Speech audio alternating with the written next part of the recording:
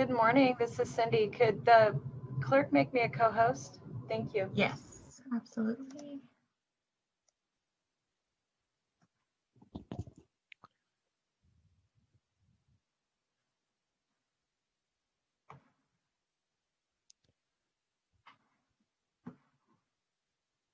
Good morning, Rob. Would you like to check your audio? I would, please. How's this?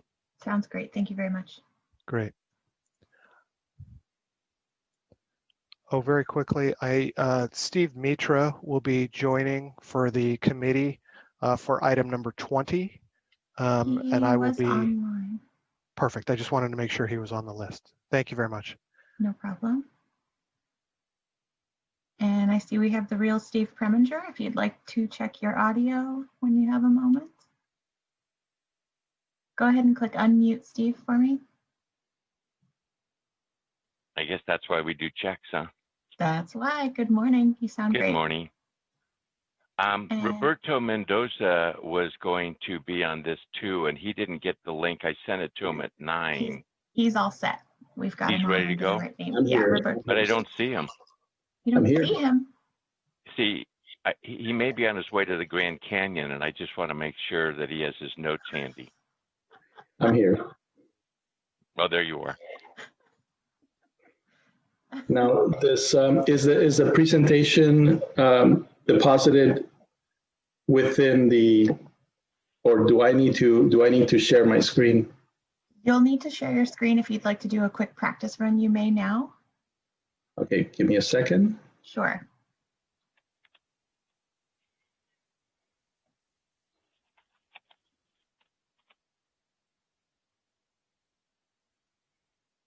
Just to note, we are now live on the internet. Thank you.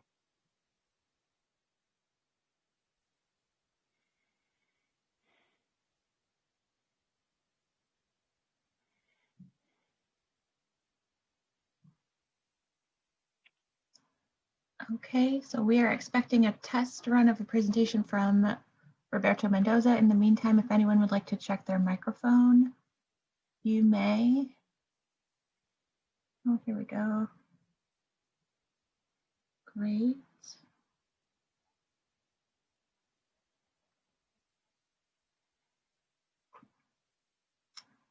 Roberto, you're showing us your presentation mode.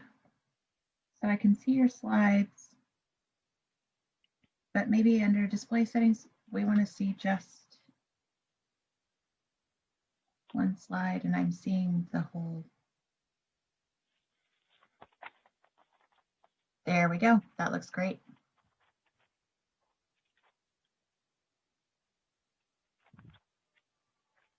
Good morning, this is Charmaine. Would it be possible to do a test of our PowerPoint? If that's okay with the chair, if we're getting down to the wire, but let's try it. And Roberto, the next time that you present, you'll need to stop and check share computer audio if there's audio on this video that you'd like to include. But otherwise, it looks great. There is audio, but how do I share the audio So you're going to exit your screen share, and then the next time you share your screen, there's a checkbox on the bottom when you're choosing your window that says share computer audio. Okay, stop share. Next time, okay, so before I... So click share screen, and then as you're choosing your window, there's a checkbox on the bottom that says share computer audio. And we're good to go, that works. Okay. Okay, and the other person who wanted to do a trial run, let's go ahead and do that.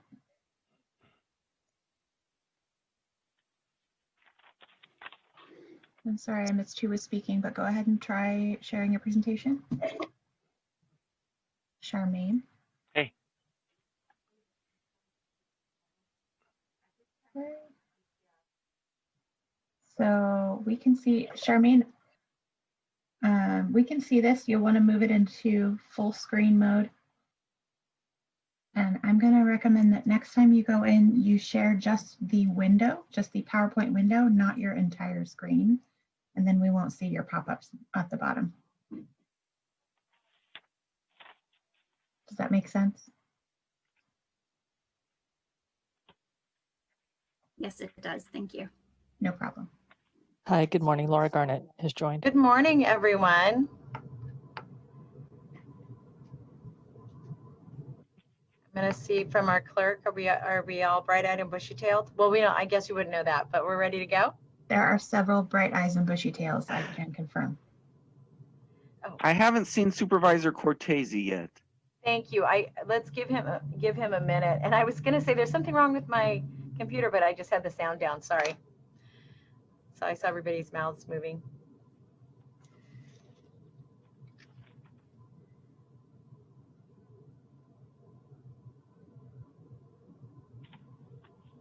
Can I just confirm, Mark Warren, are you connected to audio via a phone number ending in 698, or do I need to investigate that? Mark Warren, can you hear me? Oh.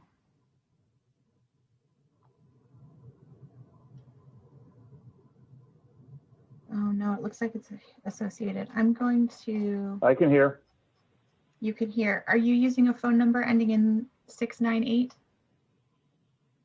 No, it isn't. 4713. Okay, could the phone number ending in 698 please identify themselves?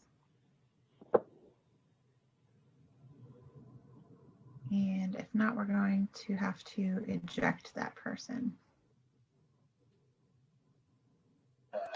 Did you say 476-4128?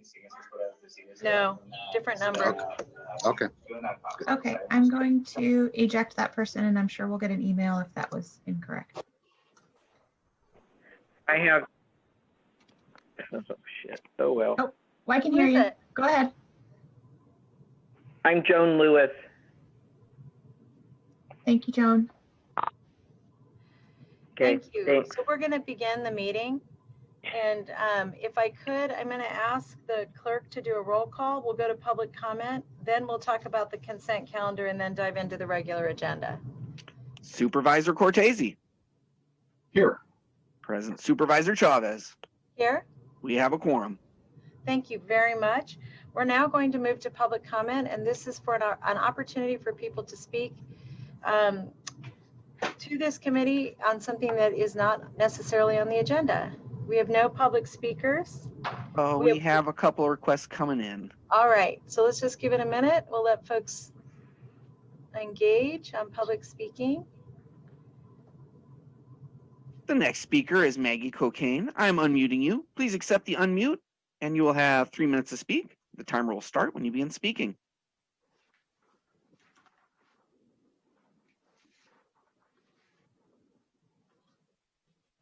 Go ahead, Maggie. Hi, my name is Maggie Cocaine. I've been a resource parent for 7 years. I have 3 points I wanted to make. First, I'm here to ask the county to prioritize the Spark Clinic for foster children. Foster children are our county's most traumatized and vulnerable population. They need specialized trauma-informed medical services, and currently Spark is closed. The 2 full-time physicians that we had 5 years ago were never replaced, so former foster youth can no longer be seen by Spark, even though we know their trauma does not just melt away automatically when they lose their status by aging out or getting adopted. Foster children are unable to be seen at Spark because the only 2 nurse practitioners are on leave. Second, I think it's imperative, as highlighted by both the Foster Youth Joint Task Force and the Juvenile Justice Commission, that Spark be co-located with whatever receiving or welcoming center that replaces Keiki. Third, CAFPA is an invaluable resource for resource parents, and I just want to commend them on their great work. Thank you.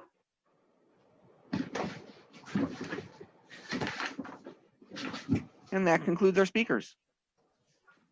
Thank you very much. We'll now go to the consent calendar.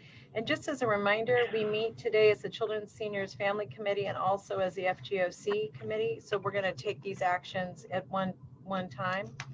And I'm going to make some recommendations. I'm going to go a little slowly so people know what we're moving and what we aren't. I would like to add items 6, 7, 8, 14, 15, 16, 17, 18, 19, and 20 to the consent calendar. As a reminder, items that we add to the consent calendar normally are just very clear and direct, and there's no additional information or questions that are needed.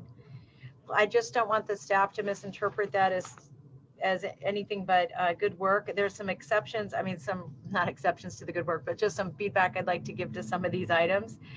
On item 6, this is the item relating to in play. I want to ask the administration to provide an off-agenda report within a month prior to our next Children's Family Seniors Committee with detailed information on how in play has engaged with schools during the COVID-19 pandemic.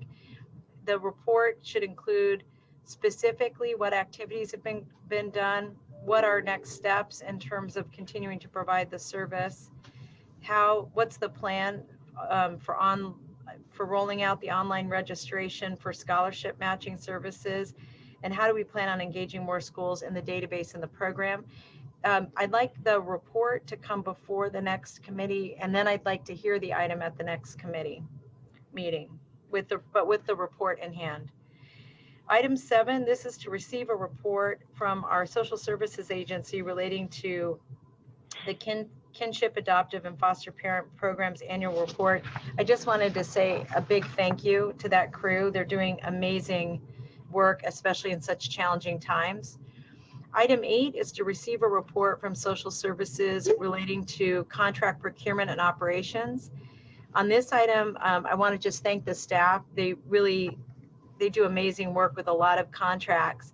I would like the staff to put forward an off-agenda one-pager that just expresses how we will reach out to our nonprofit partners as we continue to go through the budget process.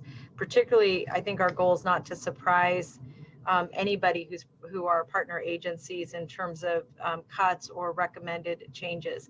So if we could get that in the next couple weeks would be really valuable. Item 14 is to receive a report on the audit for the Controller Department's internal audit division, which was, we had all the information we needed. Item 15, the public administrator guardian conservatorship was a minor action, so no further discussion by this committee is needed. Item 16 is the same, and this is also related to the public guardian. Item 17 is to receive a report on county travel policy, and that seemed very complete. And that's the same for items 18 relative to the compensation surveys, item 19 relative to the environmental analysis for removing the former city hall. Item 20 on the fairgrounds master planning process, I appreciated the update. We'll want to ask for a placeholder on our next agenda in case, Glenn, there are new developments relative to activities at the fairgrounds. And also, I think we should keep for next month, we ought to just have a conversation about the financial impacts for COVID-19 so that there's just a real strong understanding of the board prior to us going to another budget session. On item 22, we have a combined meeting on the 24th that instead of our 9:30 time is going to actually start at 2 p.m. And that would be my my request to Supervisor Cortese for this meeting. I'm happy to move the consent calendar as you just outlined. Thank you very much. We have a motion and a second. And with that, it's a unanimous vote. We do have I'm sorry. speaker. I apologize. Thanks, Colin. I just saw that. If we could take the public speaker before our final vote. Thank you. Sure. The next speaker is Pam Kenyon. I am unmuting you. Please accept the unmute. You will have 2 minutes to speak. The timer will start when you begin speaking.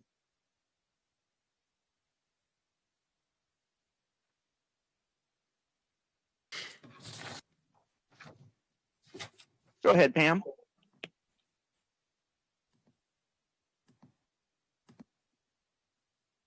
Pam, are you there?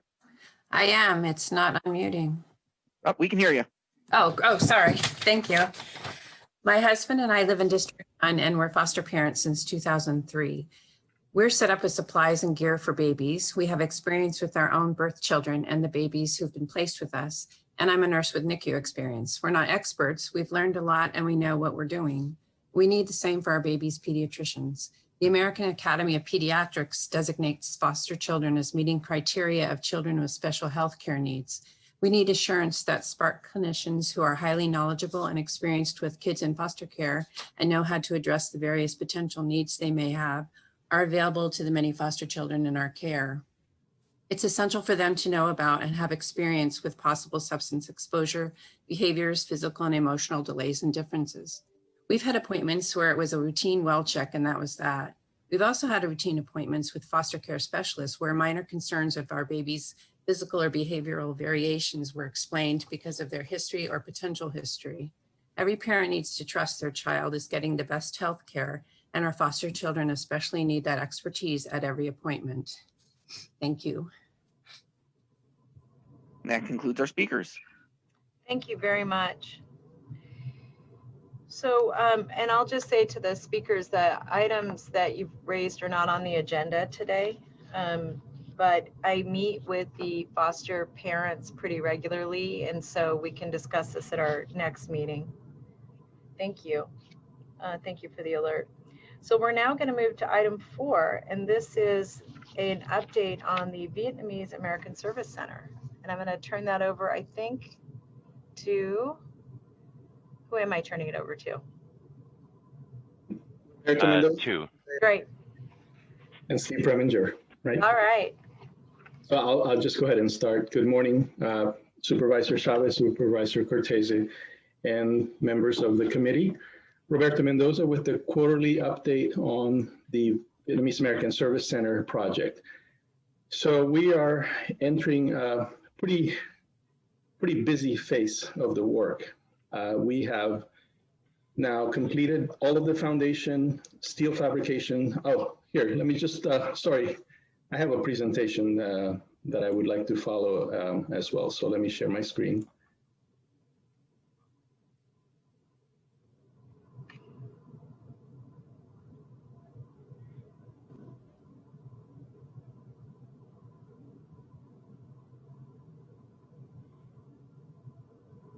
Are you able to see this or not? Yes, it's great. Thank you. Are you seeing just the slide, or are you seeing like my whole desktop? Just the slide. Just the slide, perfect. I was going to say, and your family photos, but I'm kidding. Just the slide. Okay, so what's completed? All of the foundation work is done. All of the major steel fabrication is complete.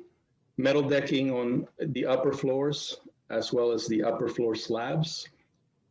Framing of the shafts and the electrical rooms, all of that is done. What's currently taking place is the installation of drain, plumbing lines, installation of water supply and fire suppression lines, conduit, electrical conduit, fire protection piping, like I said, on the upper floors as well as the ground floor. Last week, they put some acoustical insulation for the multi-purpose room. Yesterday, they started tacking on the stairs. We have rebar for the patio deck, and that's already placed, the concrete over that. Interior partitions are being framed, as well as the exterior partition, the exterior cladding framing is taking place. Major connection for utilities. We have San Jose Water completing their work as we speak. So bringing us potable water and irrigation, as well as the hydrant water.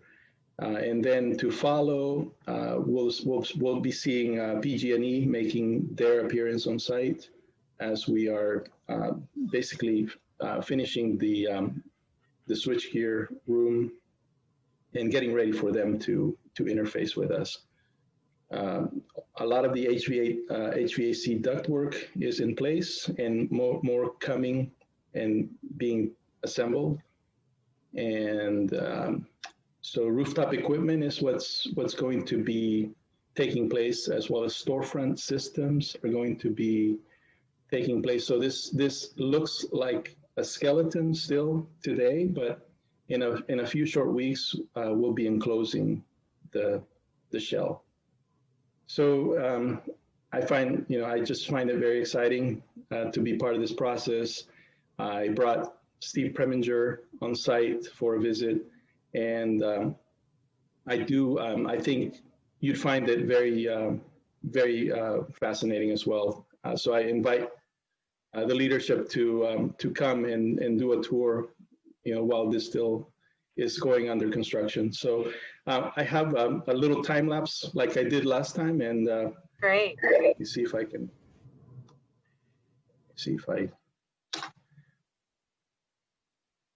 takes a couple of minutes.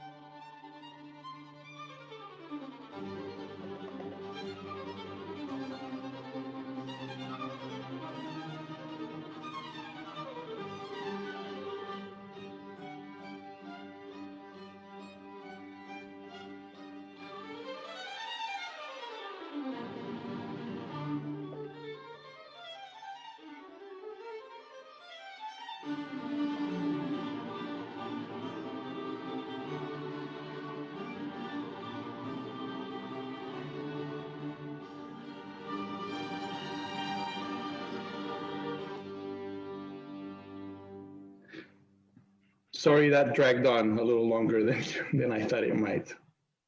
Very good work. Thank you. We're very excited about it. So thanks for that update. And we're tracking for completion just as we have daylighted before. So we're still looking to hit midsummer of next year for end of construction. So we're, I don't know, Steve, do you have anything else to add? Thank you, Roberto. Thank you, supervisors. My name is Steve Preminger. I'm from the Office of the County Executive.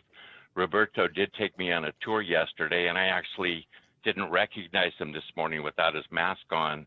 But it was a very exciting tour because so much of the project is coming to life, and it's gone beyond all the 2D diagrams and visuals that we've been working on to something that's taking shape and feeling like a real multi-services center that I know our communities are going to be proud of.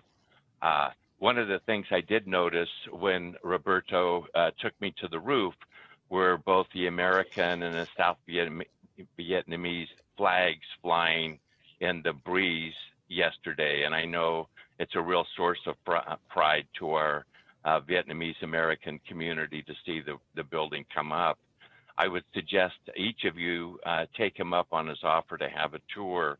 The grand stairs are in place, and I think you'll come away feeling proud about the accomplishment that we're about to open up in about a year. Thank you. Great.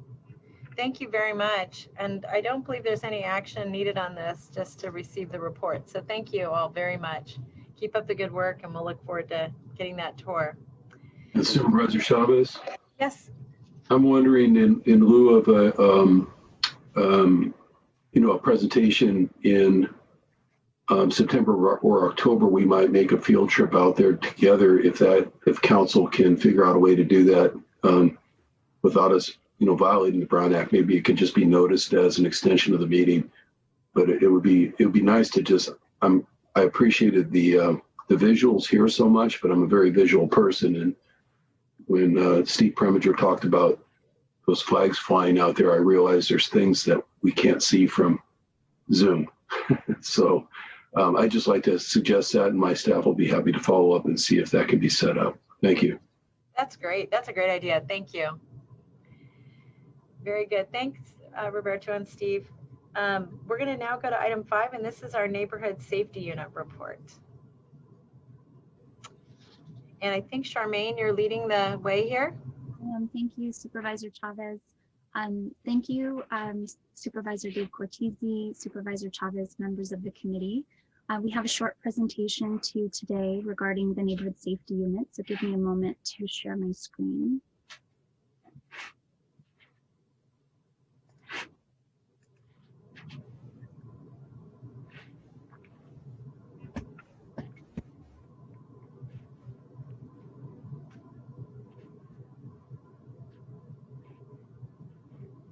Can you all see that? Yes, thank you. Great. So we are going to overview the efforts that the unit has been doing in collaboration. We're having a difficult time hearing you. Okay. You might enter. Yeah, we're having a difficult time. Either. Charmaine, try turning off your video feed so it's just your presentation and your microphone, and see if that helps with your bandwidth. How is that? Better, thanks. Okay. Sorry about that. It's really foggy where we are right now. So we're here today to present you a very brief overview of our response efforts in regards to COVID-19. And we are going to provide you our annual summary of our performance data, since we weren't able to do that last quarter. So I'm going to jump right into it. Charmaine, we did lose your presentation. Oh no.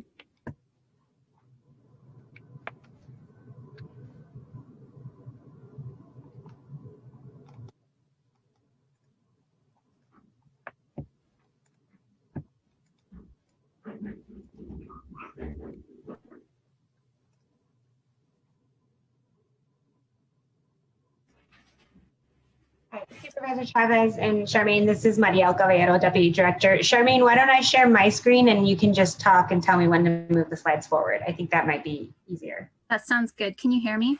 Yes, we can. Okay. So I'm pulling up the presentation right now. Just give me 1 second. Okay. Here we go. Okay, can you see my screen? Yes, we can. Thank you. Okay, go ahead, Charmaine. Thank you, Mariel. If you can go to the next slide or the next page.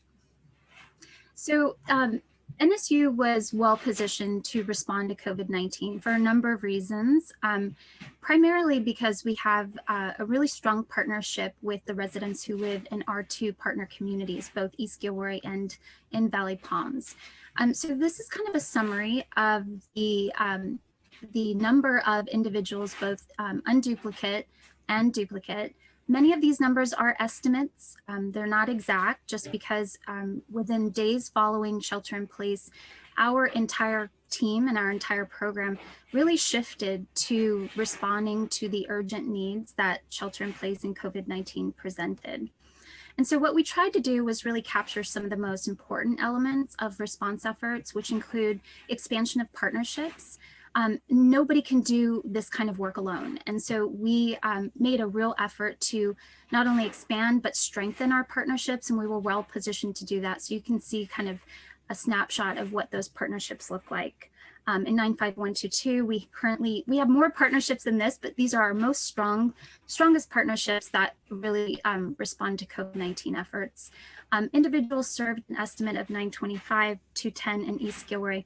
And here you'll see the number of distributions. Those are food distributions primarily, but they also include diaper and formula distributions. So in 95122, we served about 3,394 in number of three distributions, and then daily nutritional programs in Valley Palms. That's a partnership with Eastside Union High School District, where we distribute approximately 255 average individuals per day, 5 days a week. And so over 65 days, we estimate we served about 16,575 duplicate individuals. And again, we partner with Gilroy Unified School District to do the same in East Gilroy, serving about 3,800. Next slide.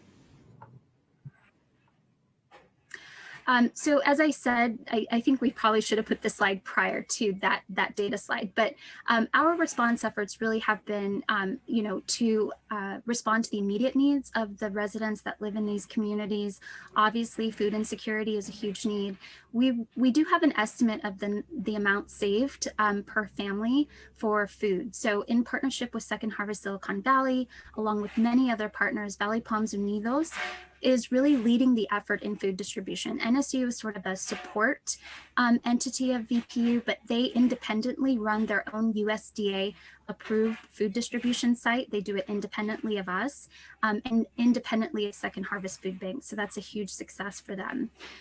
Diaper and formula distributions, again, we do this in collaboration with First Five. They hold a monthly diaper and formula distribution at Valley Palms. They also partner with us in East Gilroy. And here we distribute both diapers and formulas in both communities. Also, we were able to expand our partnership with Empower and Excel. They are really a wonderful organization that was able to step up in the weeks following shelter in place and partner with us to provide essential diaper, formula, and other breast pump supplies. So that was really helpful. Emergency essential supply kits, we've been doing this monthly. Essentially, VPU and San Isidro Nueva Vida distribute both PPE as well as household cleaning supplies, additional feminine items that help families really save money. So we've been putting together emergency supply kits alongside our partners, going door to door safely, providing these kits, and also distributing them during food distribution. Another essential pivot that NSU did is we partnered closely with public health. Again, these were partnerships that already existed. We just strengthened them. We were able to partner with them and bring to Valley Palms the first neighborhood level testing site that the public health department led. It was a lower turnout than we expected, but there were some really great lessons learned. And so we shared those lessons learned with public health, and we continue that dialogue. We're currently in the process of planning a neighborhood level testing site in East Gilroy. We know that the number of cases and positive results come from that community. So we're partnering very strongly with San Isidro Nueva Vida. And I believe that they are going to partner with public health in their Promotora program in the coming weeks. So we're really excited about that. Next slide. All right, here's just a kind of quick snapshot of our performance data. Again, we weren't able to present our annual performance data to the board at our last meeting because of shelter in place and COVID.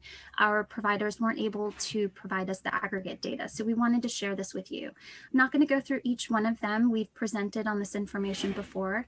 I'll just point out that you'll see some of the metrics we overperform, and we again need to adjust our performance metrics next year, which we continuously do. to allow for that additional performance. But you'll see that in the items, residents attending NSU sponsored classes, of course, given shelter in place, most of our activities occur during the summer. And so you'll see a dramatic decrease in the number of in-person workshops and classes. Although we are providing many virtually, some of them are just we're not able to do that. And again, with the group classes, that's the same. You can go to the next slide. And that was for zip code 95122, which is the Valley Palms community. This is an overview of zip code 95020 East Gilroy. Again, you'll see that we overperformed in the area of school activities. That's primarily because we have aligned all of our school support funding to the PBIS, or Positive Behavior Interventions and Supports Implementation teams. And so all of our services that support schools are really to amplify the reach of PBIS so that more families and more students can be served. So you'll see a dramatic increase in that. Again, we'll adjust this performance metrics for next year. And then you'll also see again in the group class area and in the, I think that's the only one for this, the group class area, are NSU sponsored classes and leadership workshops. The unduplicated is lower due to COVID-19 and shelter in place. I think there's one more slide. All right, so this is my favorite slide because we get to share with you pictures. So again, food distributions are one of our primary response efforts. We continue to do that both at a local level with residents, but we're also trying to scale up what the efforts are needed to really address the root cause of food insecurity, both in Gilroy and in Valley Palms. In this legislative file, we've attached a report. I encourage the members of this team to read it. It really provides some policy recommendations on how to address food insecurity on a broader scale in the Gilroy community. And then this is my favorite picture because I'm happy to report that the synthetic soccer field has been constructed at Valley Palms. The new fencing actually has been installed and the construction is complete. Valley Palms Unidos will be managing the schedule and use of the synthetic soccer field. We're working very collaboratively with KDF, the owners of Valley Palms, as well as the property management company. We're following through with all of the TEFRA agreements, and we're having regular monthly meetings with both the owners, the property managers, and San Jose PD on some of the security efforts. So there's a lot going on in that area. And that concludes our presentation. Thank you, and thanks for the amazing work and jumping in right away. Charmaine, thank you to your team and the neighborhoods out there. I'm going to turn to Supervisor Cortese, as I know the Neighborhood Safety Unit was not just an idea of his, but a great passion. Well, thank you, Supervisor Chavez and Charmaine and all of you. Thank you so much for your efforts. The COVID response obviously is appreciated by everyone, particularly the people in the community there, I'm sure. But I know we brought that up and talked about how you were with the program. NSU was and is uniquely situated to do exactly what we've been trying to do on a broader scale, which is get into these hard hit areas where people are working a lot of hours and they're exposed for a lot of hours to other people that have the virus, and to get right into the neighborhood and respond to that as comprehensively as you have is admirable. I just want to say, just as a matter of reflection, I'm starting to get a little more, do a little more of that toward my last few months on the board here. It was some years ago that I worked with probation, but probably a little bit unilaterally declared that we need to put juvenile hall out of business. And in those days, there were about 400 kids in juvenile hall, maybe just under that number. I looked at the census report a couple days ago, and it was around 40. I just want to commend everyone, including the probation department, for endorsing a program like this and working so hard at it, that gets out there and does diversion work and preventative work well before, anyone is booked. And, that is, again, such a wonderful outcome. Obviously, this is just one particular area in one particular zip code, but I do hope that in the future, the Board of Supervisors, looks at this model once our fiscal situation comes back as something that can be expanded, much like we did over in the city of San Jose years ago, Supervisor Chavez. in this case, you wouldn't have to depend on a wobbly redevelopment agency for funding if at some point the Board of Supervisors can get behind, the right revenue measures and the right, approach like we did with schooling services to just expand the model. And I hope the department can just continue to, show off the model and keep and sustain the model so that when the right time comes, it can be expanded. Lastly, I'd just like to ask Charmaine, what is your sense, and I'm just asking for, honestly, and kind of an anecdotal response from you, but what is your sense of the feeling or sense of empowerment or not that you're getting from the community? When I see, the soccer field going in, it was requested, it was promised, you got it done. When I see other things that the community itself has asked for that have been responded to, what is your sense for how people are feeling about themselves and about government and the ability for government to actually be real and deliver the things that they need? Because I know that's been a problem in so many of our neighborhoods, no matter where they are, sort of a disenchantment with government, with the bureaucracy, and with who they're sending their taxes to. So I'm wondering if that's improved out there in terms of attitude. Thank you, Supervisor Cortese. We do measure the community's perception of safety.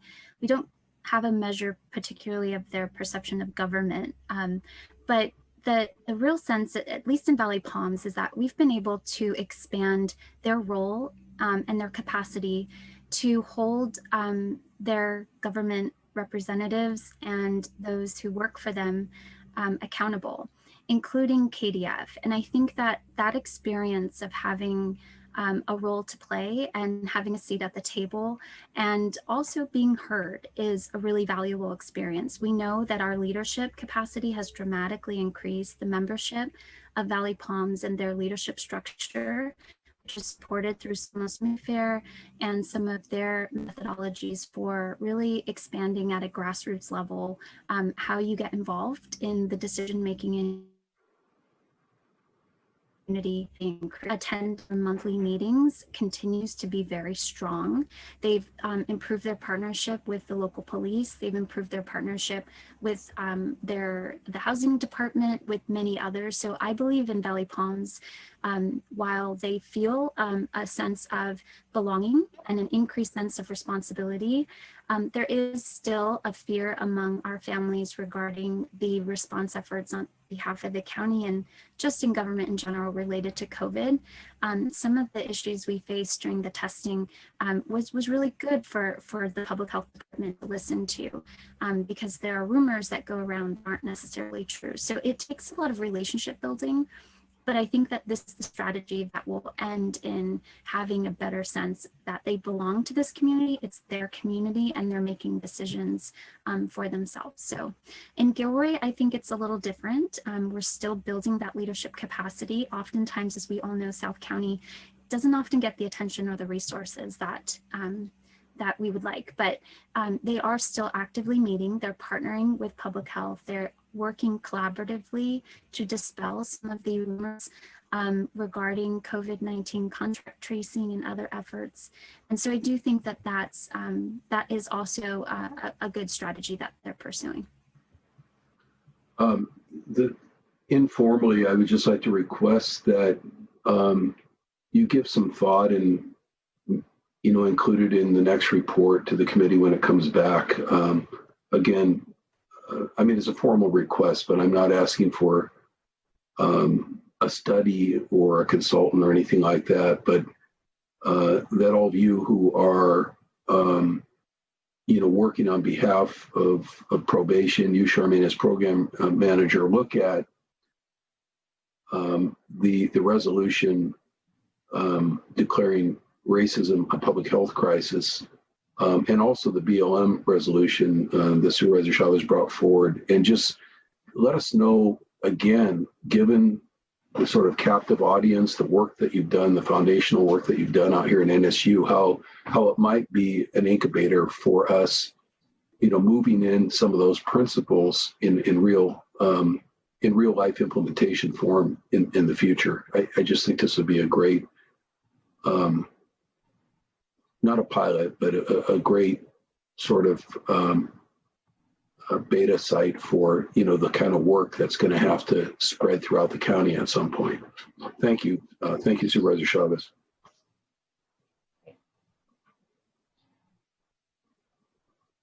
Thank you. I want to thank the staff for their good work. And I just want to make 2 recommendations for the next report back, in addition to the ones that Dave just raised. One is that I'd very much like to get a specific update on the adherence of Valley Palms to the TEFRA,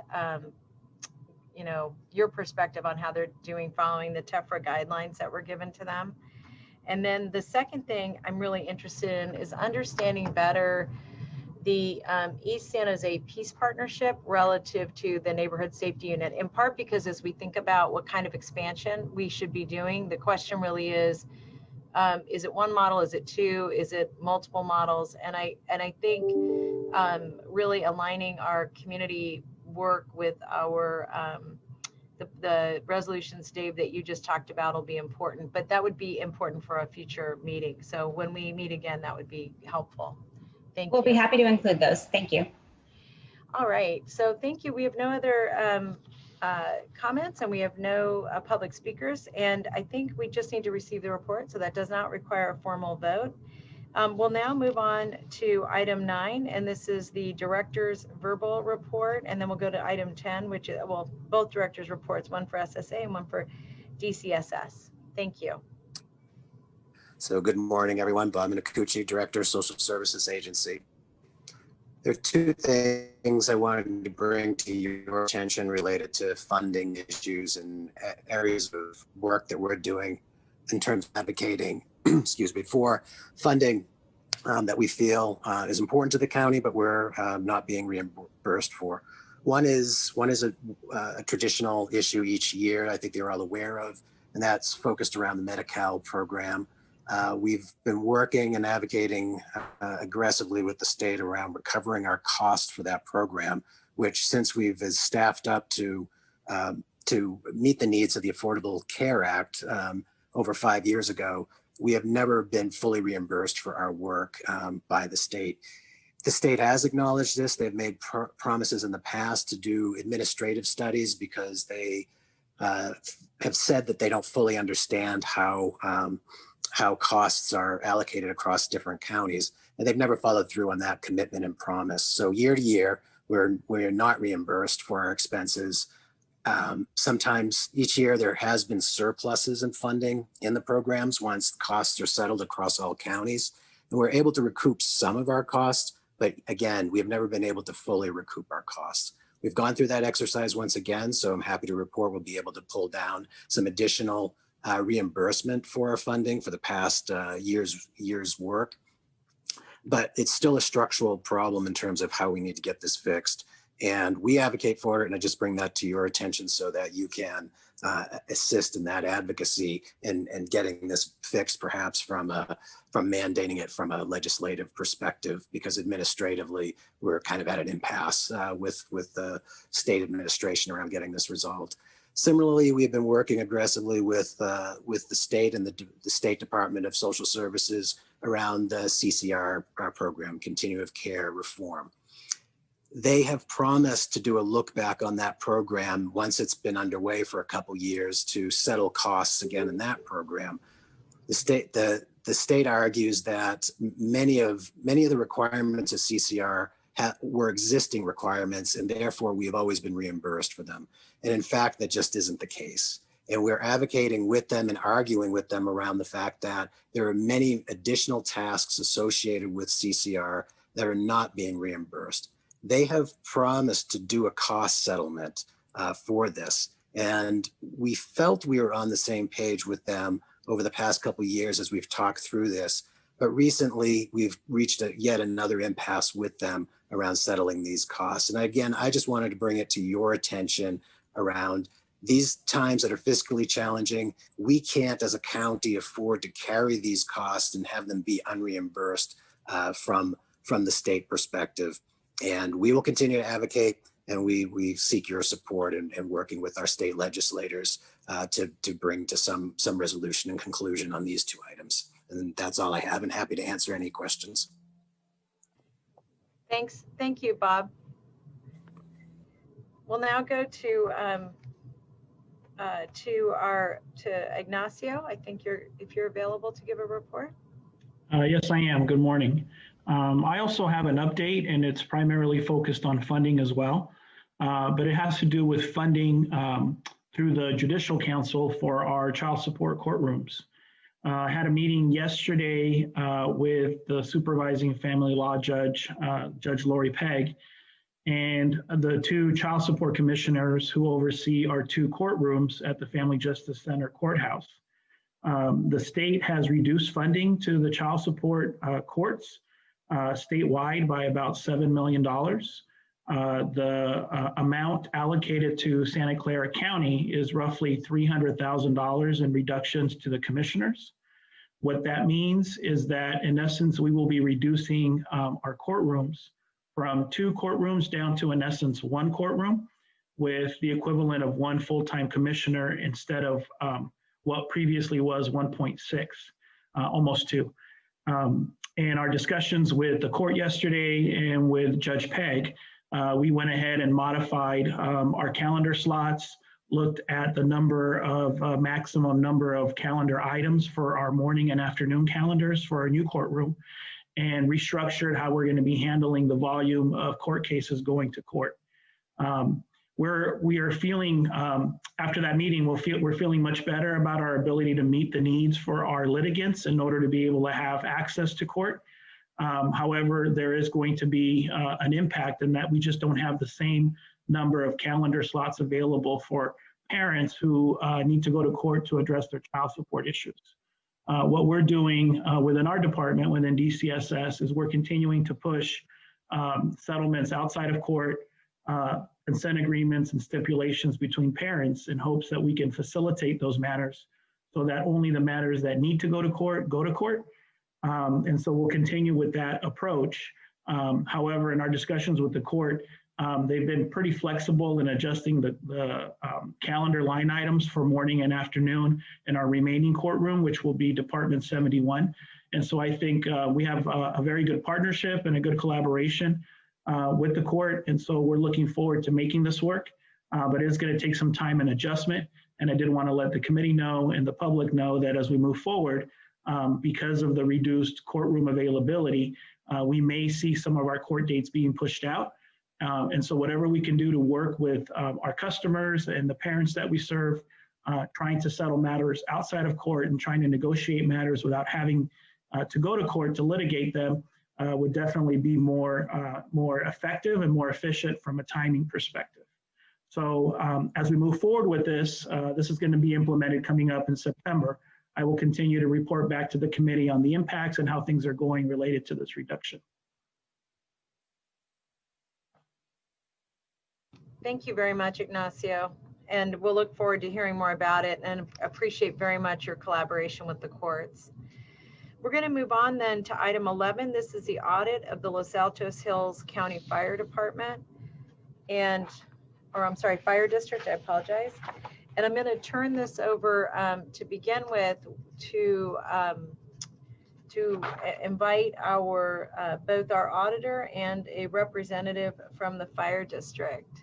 If I could see who's available. So Mark, will you be leading for the fire district? Actually, George Tyson will be leading. Okay, welcome, George. And I'm going to ask for our auditor also to come online.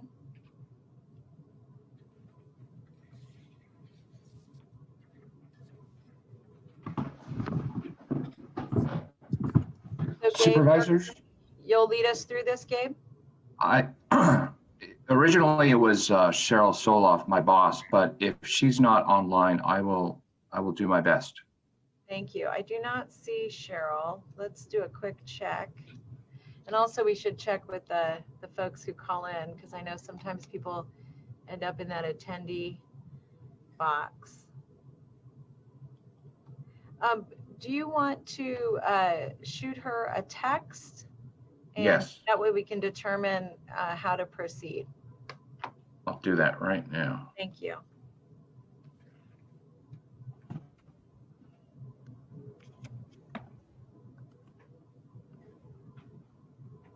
I just, let me ask to have the host add my video. I'm blocked from being on the video. Duffy Price. Let's see if that helped The there. host has asked you to start your video. I just got it. Thank you. You're welcome. Well done. Hi, Gabe. Hi there, everybody. I just sent her an email and she's online, but she may be having technical trouble with the system. Okay. So why don't we do this? Gabe, if you want to walk us through just the matrix highlights, and then sure. what I'm going to do is then I'll turn it over to George, and then I'll open it up to the board for questions and comments. And just to let me set the stage here to say what I understand will be happening with this audit. So the audit will be coming to FGOC because it's within the purview of this committee. Supervisor Simidian requested that the audit also go to the Hewlett Committee. Both committees will send their recommendations directly to the board. So with that as a ground laying, so to speak, Gabe, I'll start with you, and then George will go to you. Great. Let me just pull up our report, Supervisor, to have it ready here. So we started this audit, it's been a while now, back in 2019. And we met with the fire district to go over what we would be doing. Ultimately, we had, I think, a total of 7 recommendations. And I'm pulling up the report. I'm having a little trouble with it, but we have a matrix, supervisors, showing our recommendations and then what the fire district agreed or disagreed to. And that is on page packet. If you look at your big packet of information, it's on page packet 149. And I will briefly go through the recommendations and tell you whether the district agreed or not. Well, Gabe, we can stop there and we can take each one individually. That way we don't have to have you go and then have the commissioner go. But if we could maybe go ahead and start with the first one, and then we'll hear from you, and then Mr. Tyson will hear from you, and then we'll go to each action. Okay. So the first recommendation there on page packet 149 is 1.1. And here we are directing county council to review and report to the board of its assessment of whether the fire district is appropriately making agreements, donations, or loans resulting in fire district subsidies of other entities. And this is a review of their procurement and contract making processes. And the fire district agrees. You could see their response there, but you're welcome to solicit their input here now too, Supervisor. Thank you. Are there any comments that Mr. Tyson you'd like to make? Yes, please, if I may, just a brief introduction, because I'm one of 3 commissioners that are here today. And so I plan on handling the first couple of these and then handing off to Duffy and then Mark Warren. I'll let them introduce themselves. Just by way of introduction, I was appointed to the commission of the Los Altos Hills County Fire District by the Board of Supervisors in 2015. And I've been an elected city council member of Los Altos Hills. I'm in my 2nd year of that. Also, I want to tell you that I listened with interest to your discussion about foster care. I'm a former CASA trained in this county as well. Oh, wow, that's great. And so just also by way of background, I really appreciate the fact that we were able to postpone this discussion, because when we first saw this audit report, and I have to tell you, the audit began 2 years ago this month.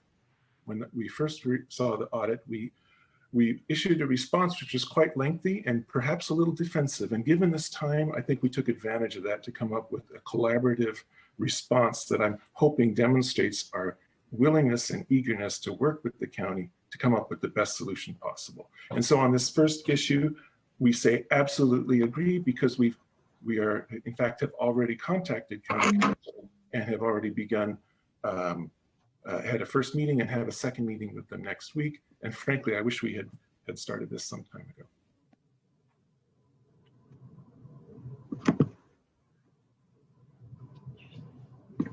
Yeah. That's the end of my comments on that one.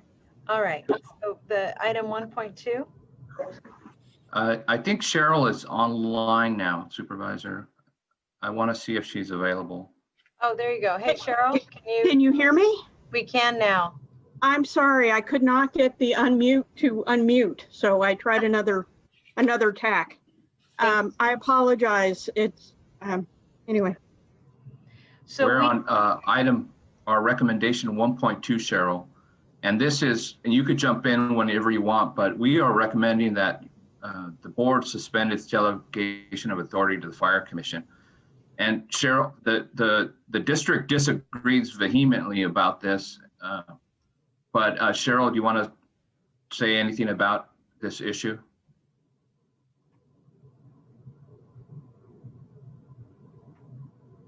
If not, I could. Let's just hold on a second, Cheryl. Wait, Gabe, hold on one. Cheryl, can you respond? Yes. Sorry, there's a long lag, so I have a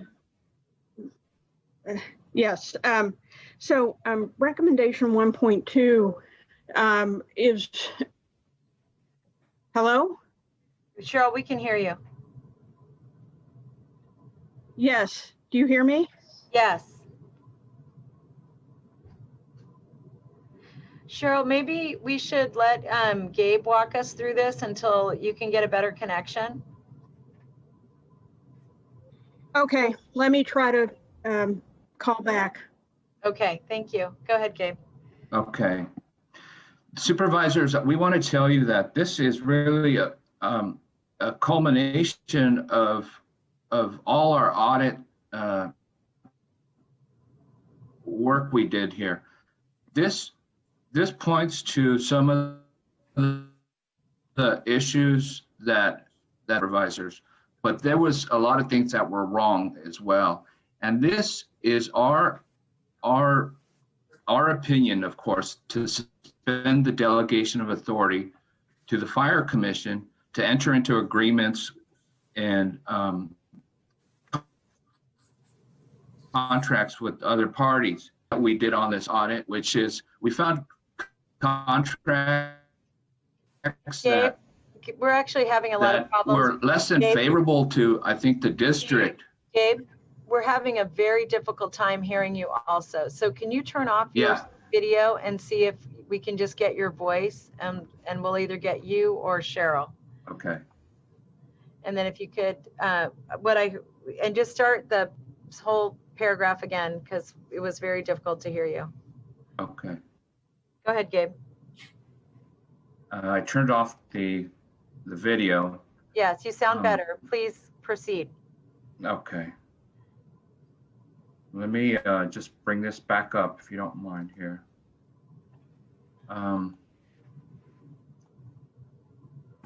The suspension of the delegation of authority it was not an easy recommendation to make, but it was really a culmination of all that we've learned from studying the district and its practices, supervisors.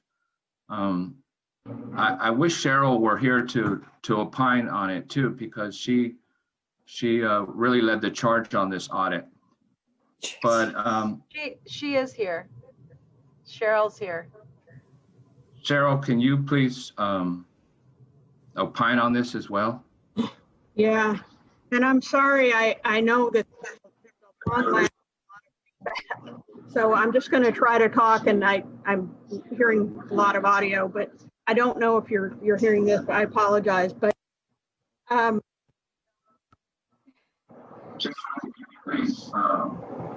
Yes. yes. I'm going to ask everybody who's on screen to mute and see if that helps a little bit. I'll do that myself. And Cheryl, we're listening to you.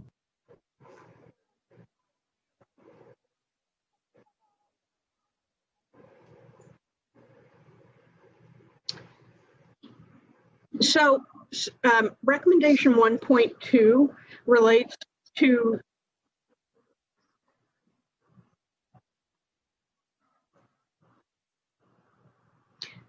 recommendation 1.2 relates to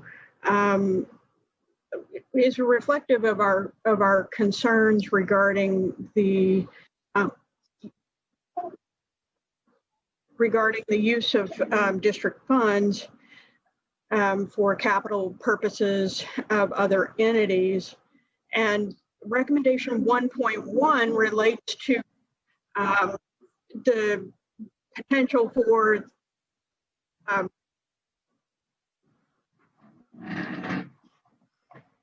county council to provide the board with some input on regarding some of the contracting and capital uses. And so we wanted to, our recommendation was to reduce or to temporarily suspend the district's delegation of authority in order to allow the board time to get the council input per recommendation 1.1.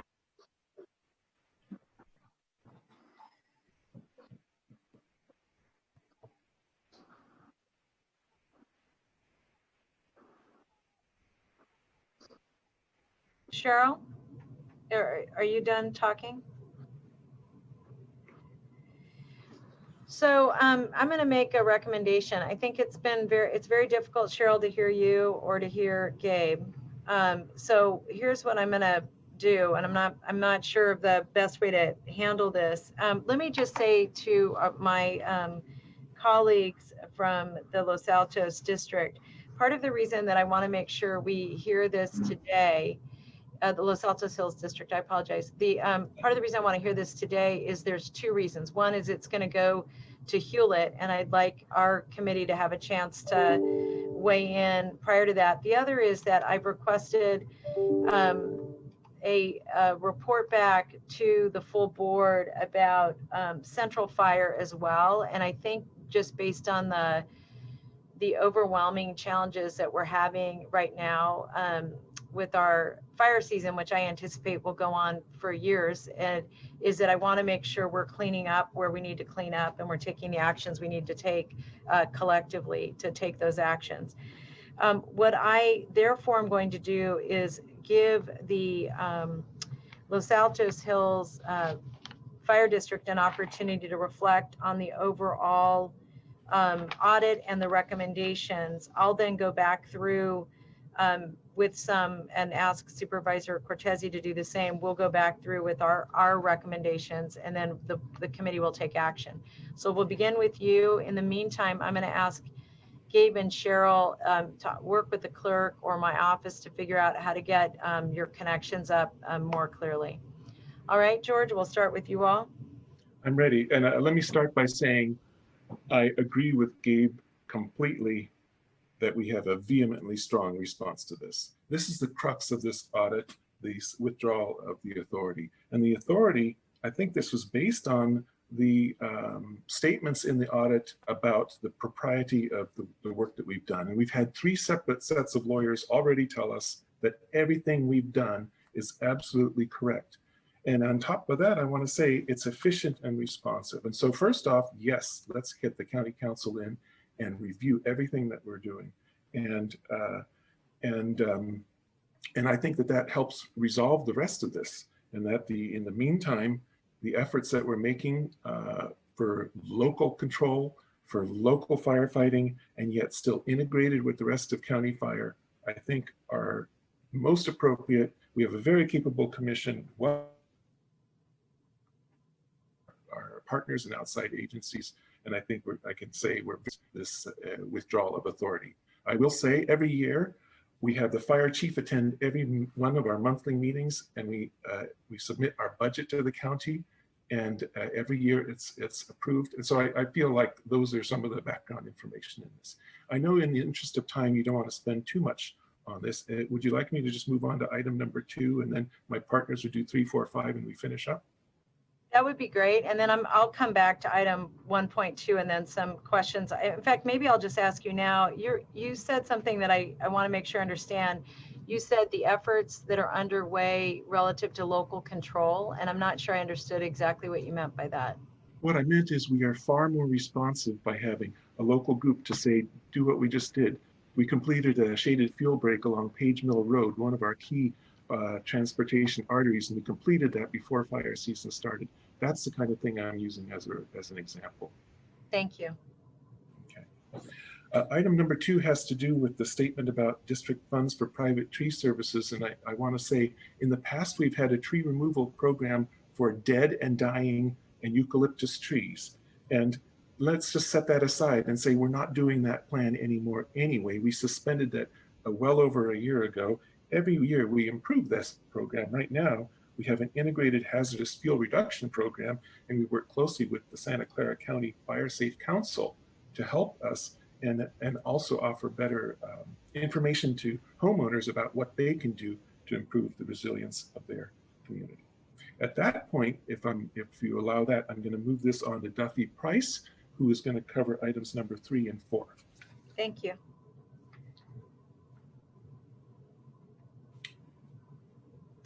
Dorothy, you're on mute. You got to unmute, Duffy. Here we go. There we go. Can you hear me now? Yes. Yes, we can. Okay, great. Thanks. I have been a lifetime resident of Los Altos Hills and Santa Clara County, and for the past 16 years have served as a commissioner for the fire district. I replaced the former commissioner, Sid Hubbard, who actually built our local El Monte station when he served his term on as a commissioner. So I'm pleased to pick up with section 3.1. And the district agrees and is now complying with the audit recommendation. We welcome the opportunity to work with County Council on legal affairs and to review absolutely how best to achieve our legal representation in the district. The district appreciates the merits of the County Council office. And I can only say I've worked with James Williams in the past when we actually negotiated our last contract with Santa Clara County Fire, and his service was excellent. And we've been able to be guided by that in every aspect of our operation of the county fire district since the contract was signed. Now, regarding section 4, fire prevention programs not aligned with fire risks, this is a very key element. This is recommendation 4.1. The district agrees with recommendation 4.1 to use Santa Clara County Community Wildfire Protection Plan. Acronym is CWPP, and you will hear that over and over again. The Annex 4 is the title of the project. It's expert advice of the Santa Clara County Fire Department to develop spending priorities and wildfire prevention programs aligned with the risks and recommendations identified by both sources. And the key points are, and I want to emphasize this, I have 4 points. The district worked on this program with Chief John Justice in 2017-18 and adopted the CWPP in June of 2019 and produced and added an addendum handbook for our residents. The district, number 2, is the district met repeatedly with and utilized the advice of Santa Clara County Fire Department to develop, and this is key, spending priorities and wildfire protection and prevention programs aligned with the risks and recommendations identified by both sources. Number 3, the district CWPP Annex 4 is ready for its annual update, and we will work closely to design that and contribute to it. The district plans to collaborate with Santa Clara County Fire and its stakeholders to ensure the updated CWPP Annex 4 will follow the guidelines of the report of the audit in section 4. And then the last item is number 4. The district appreciates the collaboration and partnership always with Santa Clara County Fire Department on all safety measures and protection and prevention planning. And I wish to further emphasize the following point. Budget allocations are aligned to support these programs. And as you probably know, that we have initiated a number of programs, as Commissioner Tyson explained, that will basically provide future fuel mitigation programs. Thank you. And now I'll turn this over to George or to Mark. It's over to me. Thank you, Duffy. Thank you. Let me introduce myself. Mark Warren. I've been on the commission for 4 years. I've served as the president for the last 2 years. I've been a lifelong, like Duffy, I've been a lifelong resident of Santa Clara County all my life, except for 7 years that I was serving as an officer in the United States Navy. So let me move on to section 5.1, which is fire district compliance with state and local procurement requirements. On this topic, the district partially agrees. For procurement, we welcome the opportunity to work with county council to ensure that our procurement policies and processes are absolutely within line with the with county regulations and state regulations, and we look to forward to revising our processes as needed under the guidance of county council. But that said, we believe that the district can achieve these results without being under the contracting purview of the county director of procurement. For section 5.2 regarding records, the district agrees and is in compliance with this recommendation. The district previously addressed storage of records and has digitized all the records recently. There are no records held at any private residence. There are a set of working financial documents at our financial consultant's office for obviously access reasons, because we do not have access to our offices at the El Monte Fire Station due to the COVID-19 crisis. So as a result, the staff is working from home offices, and we do have some hard copies, but the official records are digitized and are available for access online, and any hard copies are stored at the offices at the El Monte Fire Station. So I believe we've addressed that's 5.1 and 5.2. So in summary, Supervisor Chavez, we are looking forward to moving forward with the county as a result of this audit in a positive manner. We want to have a path of change that produces positive results for both the county and the district and the stakeholders.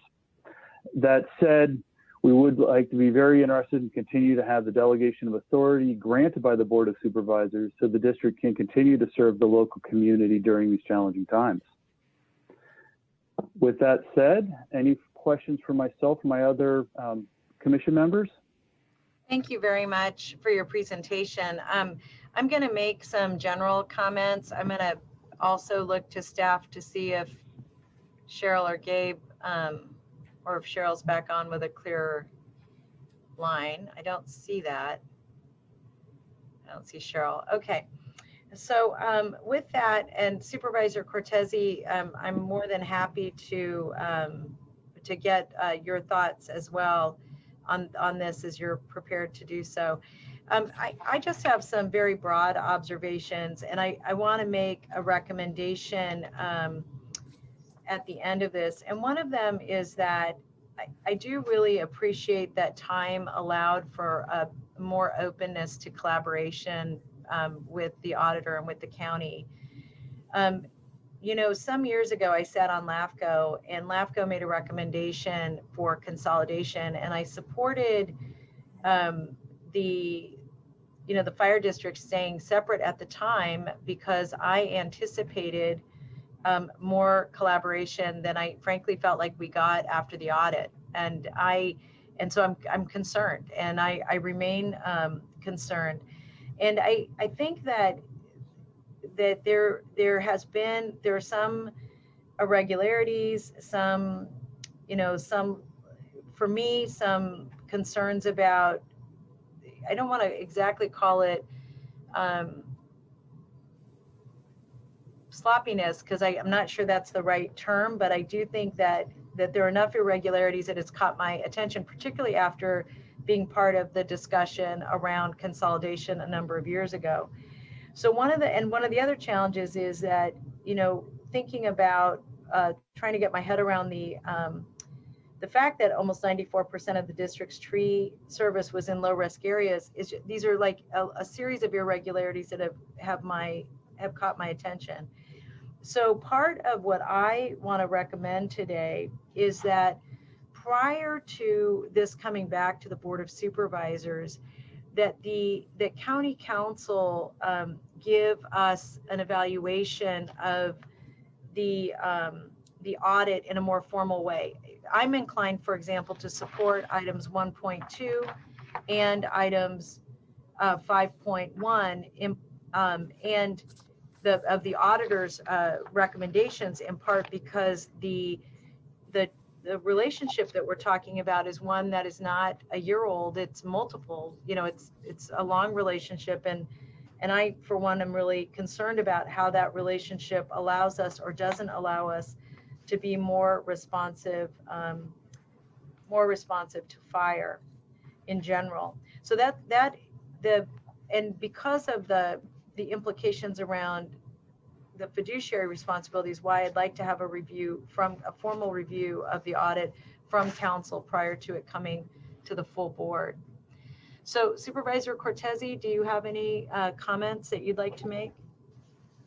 Yes, definitely. Thank you, Supervisor Chavez. First of all, is there someone here from County Council that can help answer questions? It was just on. I didn't see James Williams. Maybe Mr. Mitra is on? Mr. Coelho was supposed to be on. Yeah, Rob's here. Yeah. Rob Coelho. Both Rob Coelho and this is me, Steve Mitra, are here to answer questions. And so, yes, I'm available.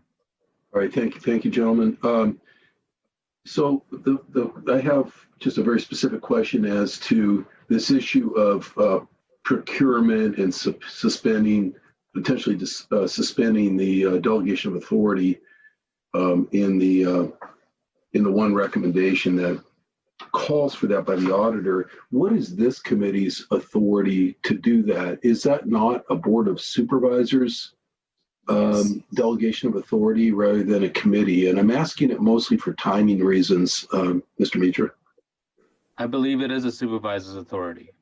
Right. So today, as of today, we would not be able to suspend the delegation of authority. This item is going to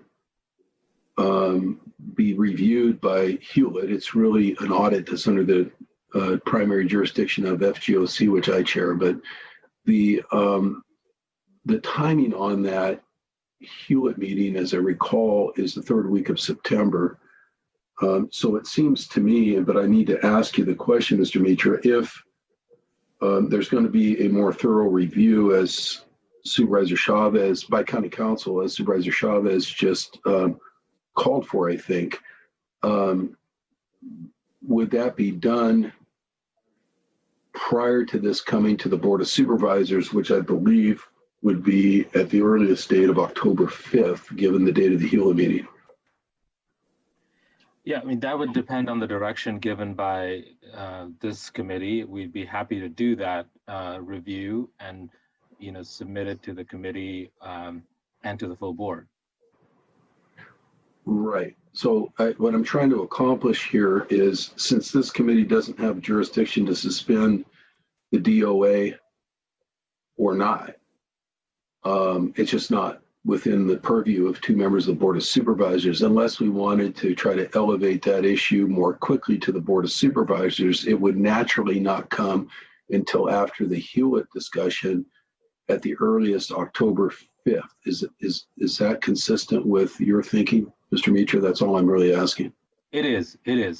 Okay. And does that allow you enough time, based on what you know now, to provide that legal opinion to the full board prior to the Hewlett meeting, so that those members have it, but that Supervisor Chavez and I and the fifth member of the board have it as well? I believe that date is September 21st or 22nd. I'm just trying to give you of the Hewlett meeting. Yeah, that should be enough time. It would be good to lay out the precise questions. Are we talking about the recommendations in 1.2 specifically? My understanding is county council's already reviewed this procurement situation. So I think what we're asking for is a report. I think Supervisor Chavez, is asking you to take a look at anything that you might still need to look at under this 5.1 audit recommendation. And I think the question is just simply to ensure that absent consolidation, assuming that the Los Altos Hills Fire District continues to operate, that procurement is revised as needed and follows district policies and procedures to ensure legal compliance for purchases of goods and services, bidding processes, and contracting of vendors. That's, I think, what's being asked here. That is true in part, Dave. There was also a reference in the report to another item that was under legal review, and it wasn't in the staff report. So I wanted to get, and I frankly don't know if that's something that needs to come to closed session. I wanted to give the staff a chance to either give us a confidential memo or go to closed session. And if it wasn't confidential, to have it be public what the review is. And I lost my page number. I've been flipping through this. It's on page 12 of the audit under exit interview. And although my audit it's not the same exact page. So this was, I used two different documents to review this. So I apologize for that. Yeah, I'm not, Supervisor Chavez, anything you want in terms of the legal review. I was just trying to outline what was on our packet, page 147, which is fundamentally an agreement. There wasn't a question of whether or not that legal work should be done or how it should be defined in terms of the response to the audit or the auditor's recommendation. The only question was whether the only area of dispute was whether the DOA should be suspended. And I'm just saying that's moot as for now, because in this hearing, that's not an actionable item. Oh, I see. So that we've already made the decision. Yeah. We've already made the decision that this isn't going to the Board of Supervisors. I'm going to use October 5th as the date of the Board of Supervisors meeting, because that would be the first sunshined meeting after Hewlett. So I'm just trying to dispense with issues and get our sequence and order and timing chronology of events straight here. So what I'm saying is, County Council, can you produce whatever you need to produce for the Board of Supervisors prior to that Hewlett meeting that's contained in 5.1, package page 147, in the areas of agreement about County Council review, plus anything Supervisor Chavez wants? So the answer is yes. Okay, thank you. Thank you. So in any motion, I want to make sure we direct that to happen on that schedule, Supervisor Chavez, so that we don't get into a situation in late September where, Hewlett or any other members of the board feel that the legal analysis is still incomplete. I don't want that to bottleneck whatever our decision-making process is here. This audit commenced a year ago this month. It's been deferred since June. Action has been deferred. It is now August, and we're talking about October 5th before we have any up or down decisions on any of this at this point. And that's about as long as I'm willing to wait. So that's just on the piece about 5.1 in the legal review. Okay. So I think if, again, by default, we have no action on the DOA today, that the earliest that would come before the Board of Supervisors would be as part of the October 5th meeting. And I think it should by then, but it isn't something we would decide on here today. Second question I have is whether, Mr. Mitras, whether or not the issue of consolidation of the district is preconditioned by agreement or disagreement with this audit by the Board of Supervisors.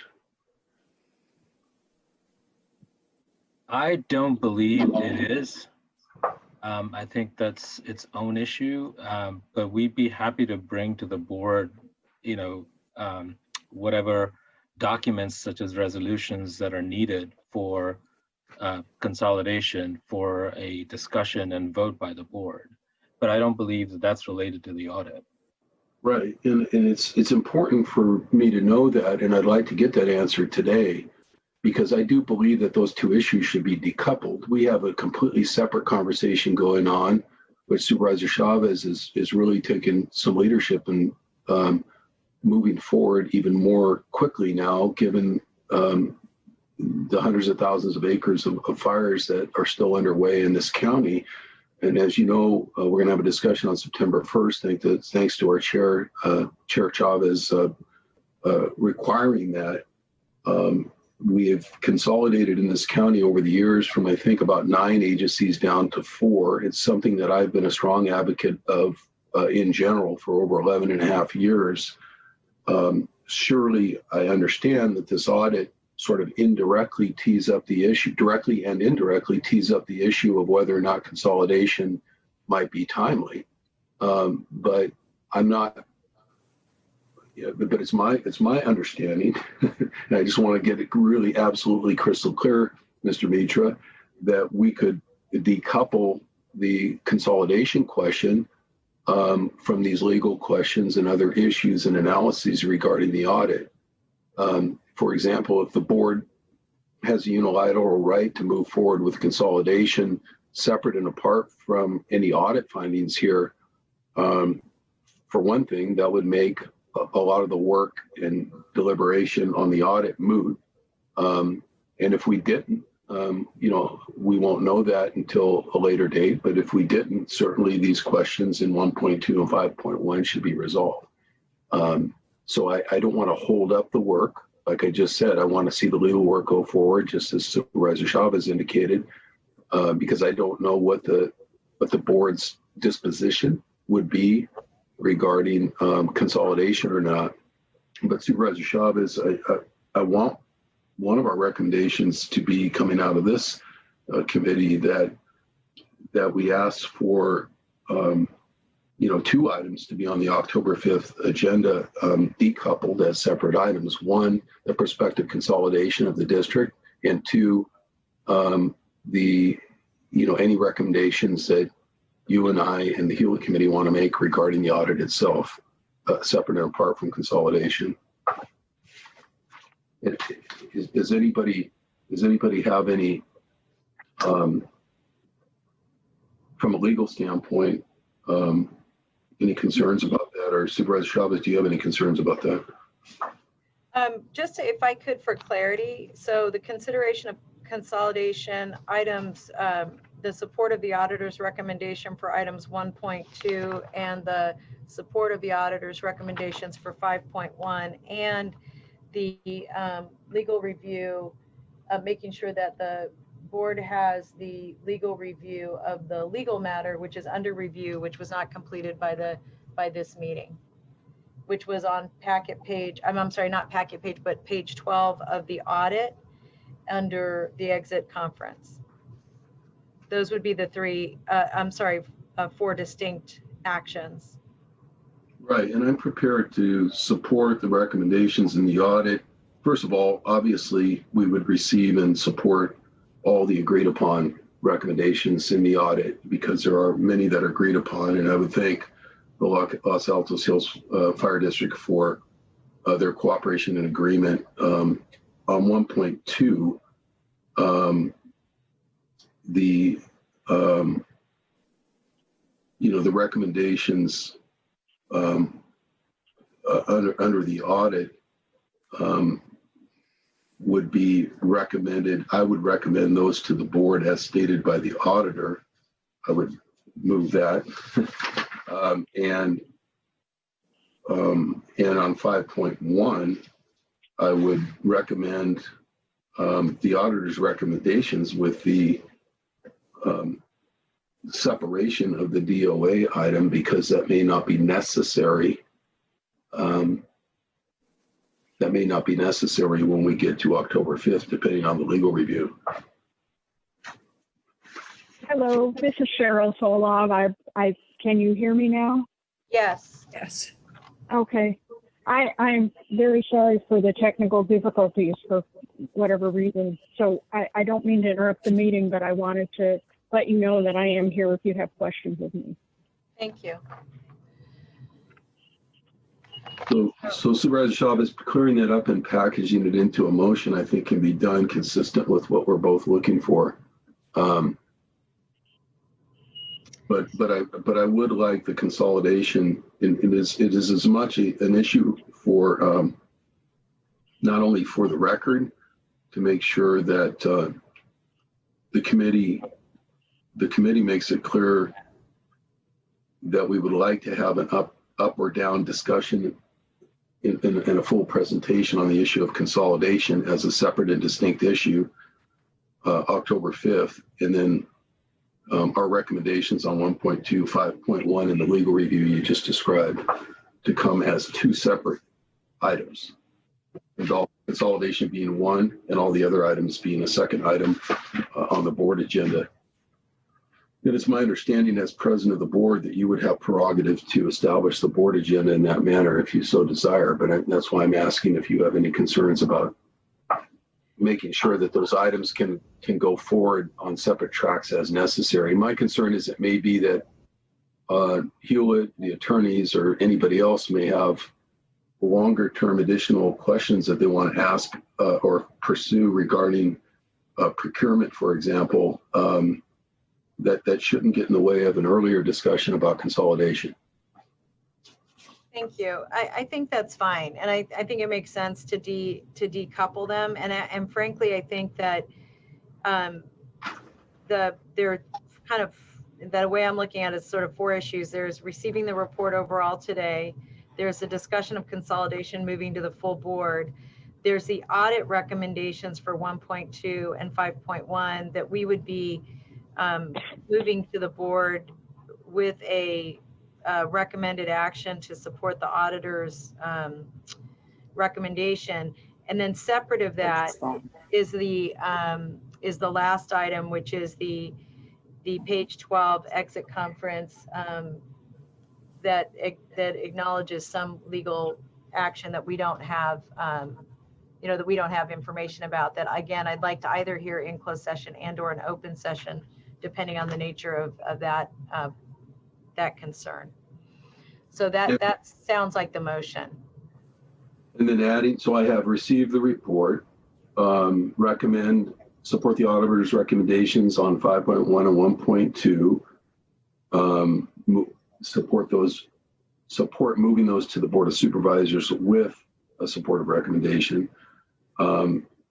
to separately ask for the legal review, including the item 12 that you're referring to, and any legal review required under 5.1, and then separately agendizing the issue of consolidation, which this audit would not be dispositive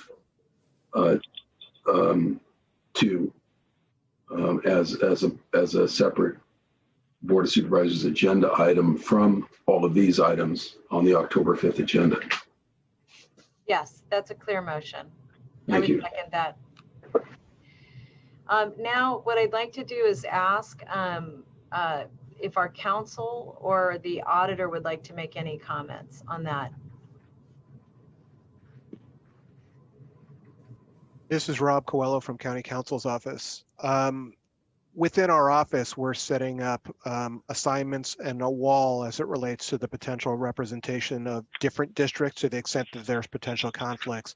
And just to advise the committee and make sure that it's clear for public record, Steve Mitra is on one side of the wall advising the board, which is why he's been responding to the questions about referrals by the County Board of Supervisors with respect to closed session research and reports back to the board on legal issues.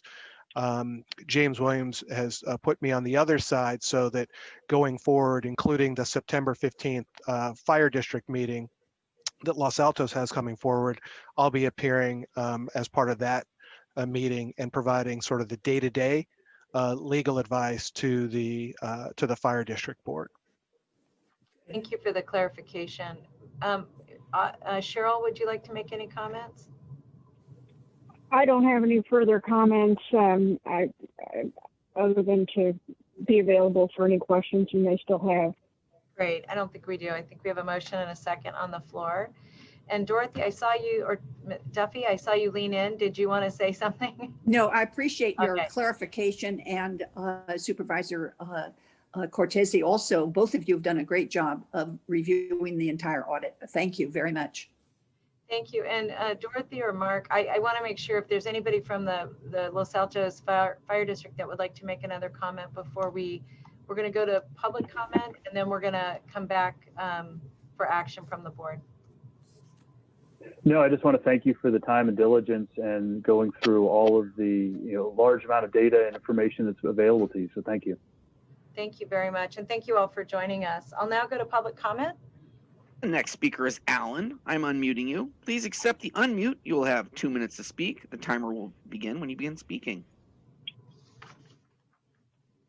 Yes, my name is Alan Epstein. I have a question from a Brown Act procedure standpoint. The word consolidation doesn't appear anywhere in the Los Altos Hills County Fire District Management Audit.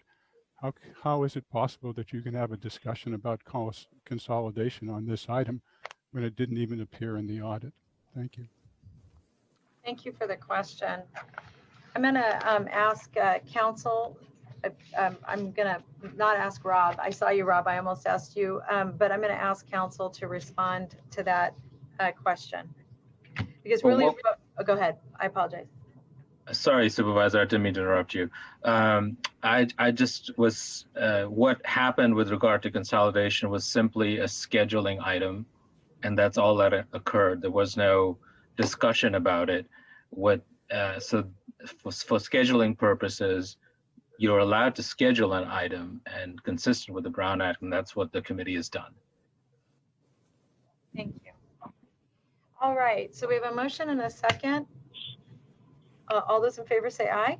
Aye. So, Supervisor Chavez, just a clarification, and as part of that referral to schedule the consolidation item on the October 5th agenda, I just want to ask council to please be prepared to come forward with any resolutions that the board, legal resolutions that the board would need to entertain to make an aye or nay decision on that item at that time. Thank you, and my vote is aye on the motion.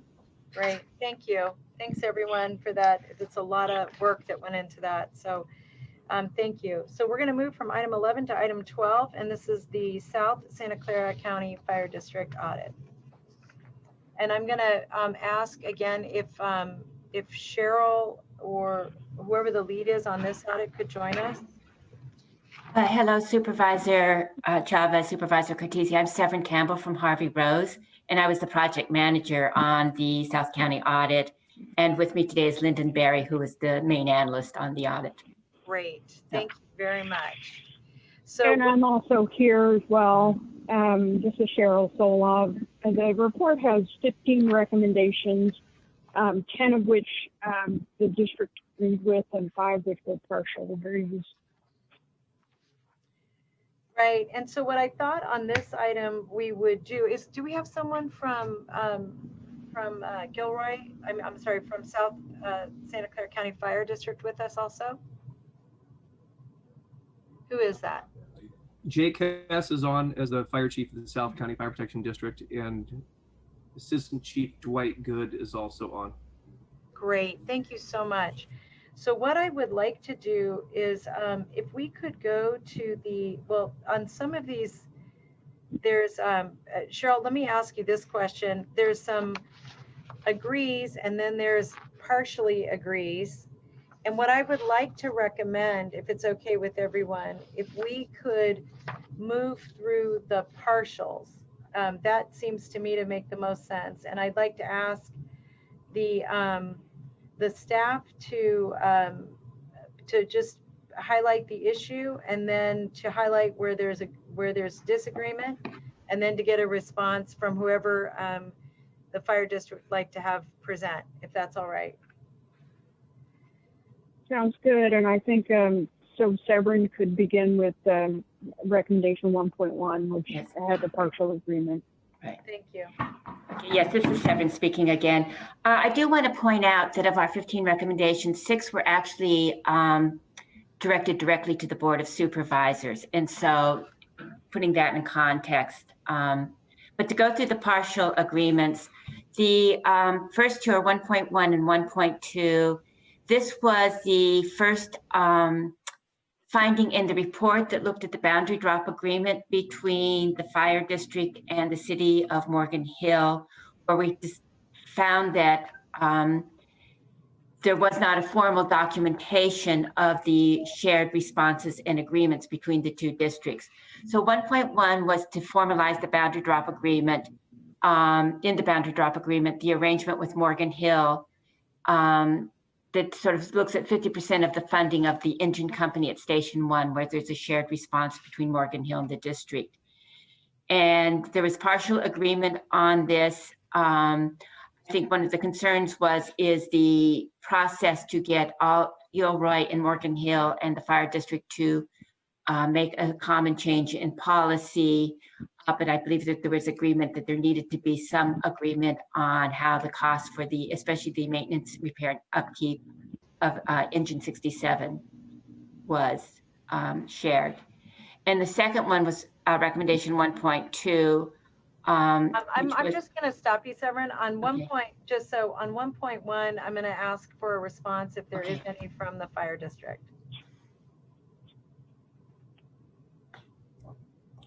Yeah, so we partially agree with it. We felt, can you hear me? I'm sorry about no inside the problem. trailer here at the fairgrounds. Let me see if I can. Yeah, the reason it was a partial agreement is we felt like there was some the balance of the response for the city and the district. The numbers do indicate that the city receives Jake, more unfortunately, I of the think response the video is interrupting your audio. call volume. Thank you to the clerk. I need them to let me do that part. Jake, you want to try again? Sure. We partially agree. The only hesitation was the unit hour utilization. When we looked at it, Jake, it seemed a little bit more balanced, and in regards to hours spent on calls in the. Are you not hearing me well? We don't have a good connection, and so here's what I'd like to do. There's a little bit of a let me just say what our one challenge is with our sense of urgency around this is obviously the situation that you're in right now where you're fighting fires, and we want to make sure that we're taking some action that is helpful. What I'm going to ask is that on this front, I'd like the Gilroy discussion to come to the board as soon as possible also. But what I'm going to ask is for the clerk to work with our offices to schedule FGOC to very simply focus on this separate audit, so we can focus on it and do it in a timely fashion, but also in a way that makes it possible for the folks to continue to fight fires. So Chavez, can you hear me now? Better, Jake. But Jake, I mean, we could try to schedule something special to work with you since if this connection doesn't work. I just switched to my phone and I have my line there officer. You go. I can hear you. Okay. Okay. Are you okay? This is an okay time? Yeah, I have my line officer covering for me for a few of our meetings this morning. So. Okay. Thank you. Sure. So can you just tell me what the disagreement is on item 1? Lyndon, I'm sorry, Severin. I have it in front of me. I'm trying to find the 1.1. Was that with the agreement specifically, or was it with the actual balance of calls between the two agencies? The actual recommendation for, this is Severn speaking, the actual recommendation for 1.1 was to formalize in the boundary and drop agreement the arrangement with Morgan Hill for the 50% of funding of the engine company at Station Okay. 1. Yeah. So we do agree with that. I think early on, to be honest, Supervisor Chavez, I at this point, we would agree with that. Okay. We have a South County boundary drop agreement already. I think that was the why we didn't do 100% agreement, is we already have a boundary drop agreement, but to finalize or formalize the agreement between both agencies, I would agree with that statement. Okay, we'll do that then. Let's go on to item 1.2. Okay. So the Severn, again, I will read item recommendation 1.2. It was to consider an arrangement with Morgan Hill for the cost of a portion of Engine 67's maintenance, repair, and upkeep. Great. Chief? Yeah, once again, we do agree with that.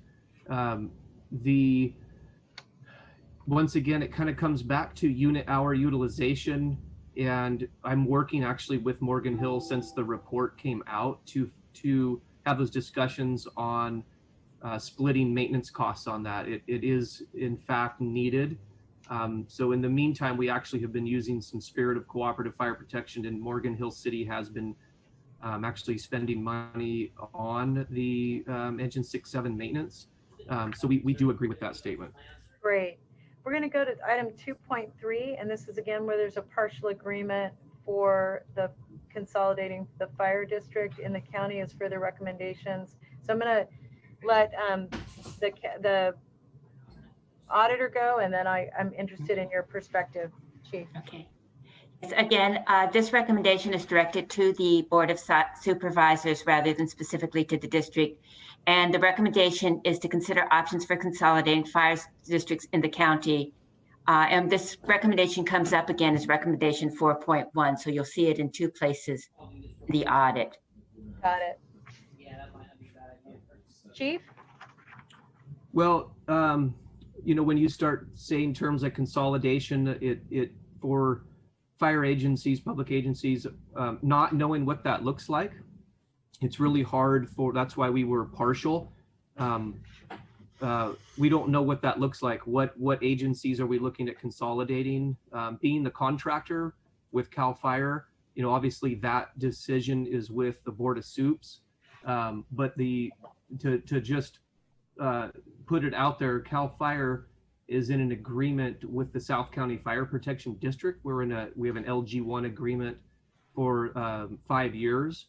And so if there was any change to that, it would need to be mutually agreed upon. So I simply don't know what the consolidation looks like or what road they're heading down. That's why we said we were partial agreement on that, because not quite sure what the mechanism or business practice would be associated with a consolidation. Got it. Thank you. So then if I could ask the staff, the next item that I have where there's a partially agrees, item 3.2. Yes, Severn speaking again. So item recommendation 3.2 is to develop a financing plan for the repair, replacement, and expansion of district facilities and other capital assets.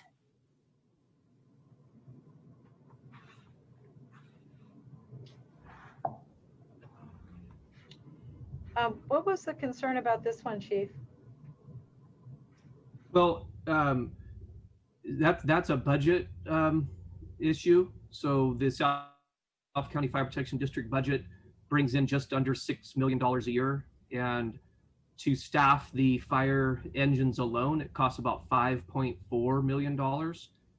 So that is there's leaves about $500,000 a year. I think everybody probably read through this management audit on the South County District that it's absolutely on a shoestring budget. So to have a mobile equipment replacement plan or some sort of infrastructure replacement plan, it just simply not be feasible based on the fact that the district just comes in right at or under budget on an annual basis, just making do with what we have. So to have some sort of it would need some sort of additional revenue to create a whether a mobile equipment replacement plan or infrastructure plan would have to have some sort of additional revenue stream. Got it. That's helpful. Thank you. Is that similar for 3.3? Severin, if you can read me the 3.3 Yeah, I'll read title. 3.3. Yes. It's to develop financial policies and include policies relating to debt service, debt issuance and drawing down on reserves. Yes, that would be the same, Supervisor Chavez. Associated back to the baseline budget with the South County. Got it. That's really And if helpful. I can just sort of respond just a little bit, I think throughout this audit, I think you will see that we are really well aware of the financial pressures on this district. And I think it's a key issue in the audit itself. I think part of the planning process wasn't so much not acknowledging that the revenues were tight and that it might be difficult, but because of the critical need of the financings and equipment to have a plan and to even understand the gap in financing going forward if there's a need for replacement of equipment or assets. Yeah, I appreciate that. What I'm going to recommend on this audit, Supervisor Cortese, I think this that perhaps moving the audit forward with recognizing that we can't take an action on the issue relative to consolidation, but an audit, moving the audit forward to the full board makes a lot of sense, and perhaps on the same timeline that we're seeing the other audit, which would be that October 5th meeting, because it would give the board a chance to hear the budget items on September 1st, digest that, and then be able to have a more fulsome discussion with our colleagues in that October timeline. Supervisor Chavez, I'm fine with that. Where there's partial agreement, I don't see the disagreement to be so, so large or so disparate that, that there's not ultimately agreement, even on the financing issues. I mean, what we really don't know, I think we have a little disagreement about would consolidation solve the financing issues or not. And I suppose that's both a short-term and a long-term discussion. Is a revenue measure needed eventually anyway, consolidation or not? I think these are all issues that, as you just pointed out, we're going to have a lot more information on September 1st and hopefully October 5th. I would like to ask that Central Fire District be prepared on these consolidation and financing issues to present their view as to how much efficiencies. I'm not sure I'm using the right language here, the right syntax, but to what extent efficiencies, especially on the fiscal side, really can be achieved through consolidation or not. And again, I'm not saying I'm going to pre-agree to whatever they say, but I just think we need to hear from the entity that would be in effect absorbing the consolidation in terms of what does it do to their budget. And I'm saying that now, not just because I'm trying to think out loud, but because I'm hoping that they hear me saying this and that we can direct them to do that work once again, so we don't get to October 5th and have people saying, oops, we still need further analysis. As much as we can get done by that day, I think would be really, really important. The other thing I would just add, did someone want to jump in?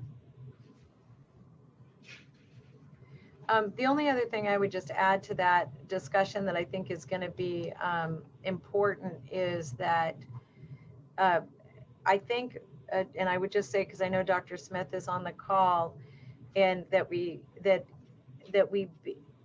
be able to have a kind of a deeper discussion between all the partners, including CAL FIRE, and better understanding what the options are relative to this fire district. And what I mean specifically is just really the point that Supervisor Cortese raised about the finances, but also the opportunity to strengthen and improve the firefighting capacity for our teams that are in South County. And so if we move forward with the changes that included where there's agreement, there are some where we can't make a recommendation, but consolidation is formally recommended. That should go to the full board. And in the areas where there are partial agreement, I think we should lean toward the auditor, not because there isn't a real challenge with the current financial structure, but only because I think, to Dave's point, it reinforces what the needs actually are for the district. And I think that's important for us to be able to say, both for transparency, but also so that we better understand what the opportunities are out there. So so if we could, I'd like to move the audit in its whole form to the full board for the October 5th meeting. That includes a pre-discussion with both the fire district, CAL FIRE, and our partners in Morgan Hill to see if there are any issues that they want to raise prior to this coming to the board, so that they're organized in a way that the board can consider them. And I'm going to turn really to Dr. Smith to get your thoughts about that direction. I guess I can only give sort of basic understanding thoughts for the public. All three of these districts are what's called dependent districts, meaning that the Board of Supervisors is the Board of Directors of all three districts. And each district collects revenue from property tax in its own area. And for a long time, because of the property tax values and other issues, South County District has been financially strapped. Central County has been in a reasonable position, but always has to pay attention to ongoing costs. And Los Altos Hills has been flush with revenue. So there's quite a bit of difference between the three, but the Board of Supervisors is the Board of Directors and certainly has the authority, based on the referral, to discuss any and all options. Historically, the board has delegated lots of responsibility to the Fire Commission in Los Altos Hills. That's not been true in the other two. Yeah, thank you. And the question I was asking is, can your office facilitate a discussion between the fire district, Morgan Hill, CAL FIRE, prior to the meeting, so that if there are any issues that they want to make sure are highlighted, that it's clearly laid out in whatever full report comes to the board in addition to the audit? Before September 1st, you said? No, October 5th is when these. October 5th? Sure, we can do that. Thanks. I just want to make sure we really have a strong understanding with our partners about any discussion the board has. Sure. Supervisor Cortese, is that okay as a way to move forward, or do you have any changes or enhancements you'd like to make? I'm fine with moving this forward in that way. As you described, I think we should probably be each, prepared, obviously, to respond to what our final recommendations, that we could do that individually at the Board of Supervisors meeting, in terms of the areas of dispute. So in case people are wondering, how is that going to get resolved? That'll get resolved, I'm sure, by deliberation of the board, or it could be sent back to this committee by the board. If there's items in dispute or uncertainty, we can certainly have it come back to FGOC for some more work. But elevating it on the same date, I think, makes all the sense in the world, given that we're talking about, in real life, we're talking about one big universe here of wildfire protection, particularly. I don't know if the consolidation issue on this one should be separated out on the board agenda, just as a perfunctory matter. I'm not as clear right now. I wanted that done particularly on the prior item because of there was so much legal analysis, and I know how long that takes sometimes, and I didn't want the very more straightforward issue of consolidation to get entangled in legal discussions about procurement that really, as I said, are not dispositive to the issue of consolidation. Here, consolidation seems to be more of just a holistic piece of the analysis. So I don't know, but I leave that. Maybe we can just make it very. I think it should all be together because it was part of the audit. And, okay, just push the whole audit forward in this case. Yeah, because it wasn't separated out, and I think because it's embedded in the audit, and even the other recommendations, like I think if we move them forward, you know, favoring the auditor's recommendations, the board will have something to consider. That being said, the reason I was asking for this conversation to have with our partners beforehand is I think we ought to understand the implications from our partner agencies about the discussion that the board would have on the 5th. But that's, I agree with you. I think it could all be one. Yeah, thank you. And I would also reiterate that, you know, my understanding, having served as president of the board 4 times in the past, that you have the prerogative as the president of the board to establish the final form of the agenda anyway. So if you decide at some point that you want to separate out consolidation on this item, I think if nothing else, just to be clear that this committee would not have any problem with that or oppose that. We just leave it to your prerogative. I do want to say, just for the record, not to backtrack to the last item, but it just came up again. You know, consolidation was mentioned in 2 areas of the prior audit, including item 4 or section 4, I think item 4.1. And so I only say that because there was a public speaker that raised a Brown Act issue, and Mr. Mitra handled that well in terms of the fact that we were just simply doing a referral.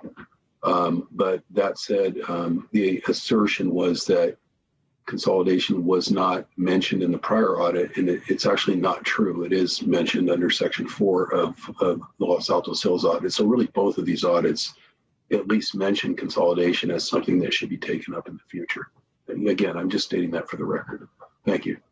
Thank you so much. So with that, could we get a motion to move the audit forward to the full board with the changes that were made by the chief, and in addition with recommendations to support the auditor's recommendations relative to the financial areas where there was partial disagreement? So moved. And I'll make that as a second. And we have a public comment. Public speaker. Thank you, Colin. We have one public speaker on the item. The next speaker is Alan. I'm unmuting you. Please accept the unmute. You will have 2 minutes to speak. The timer will start when you begin speaking. Yes, thank you for the opportunity to speak.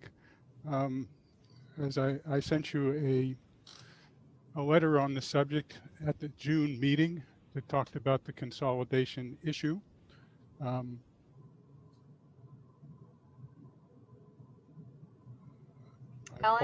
apologize. Just 1 second, please. Okay. As I stated in my letter, I do not believe consolidation with South County is reasonable, considering the substantial distance, the existing partnerships that already exist with Gilroy and Morgan Hill, and the substantially higher costs associated with Central Fire District's response. I think Fire Chief Hess, being a contractor, was being very muted in his comments with regards to the potential for savings with regards to consolidation, or actually effectiveness or efficiency.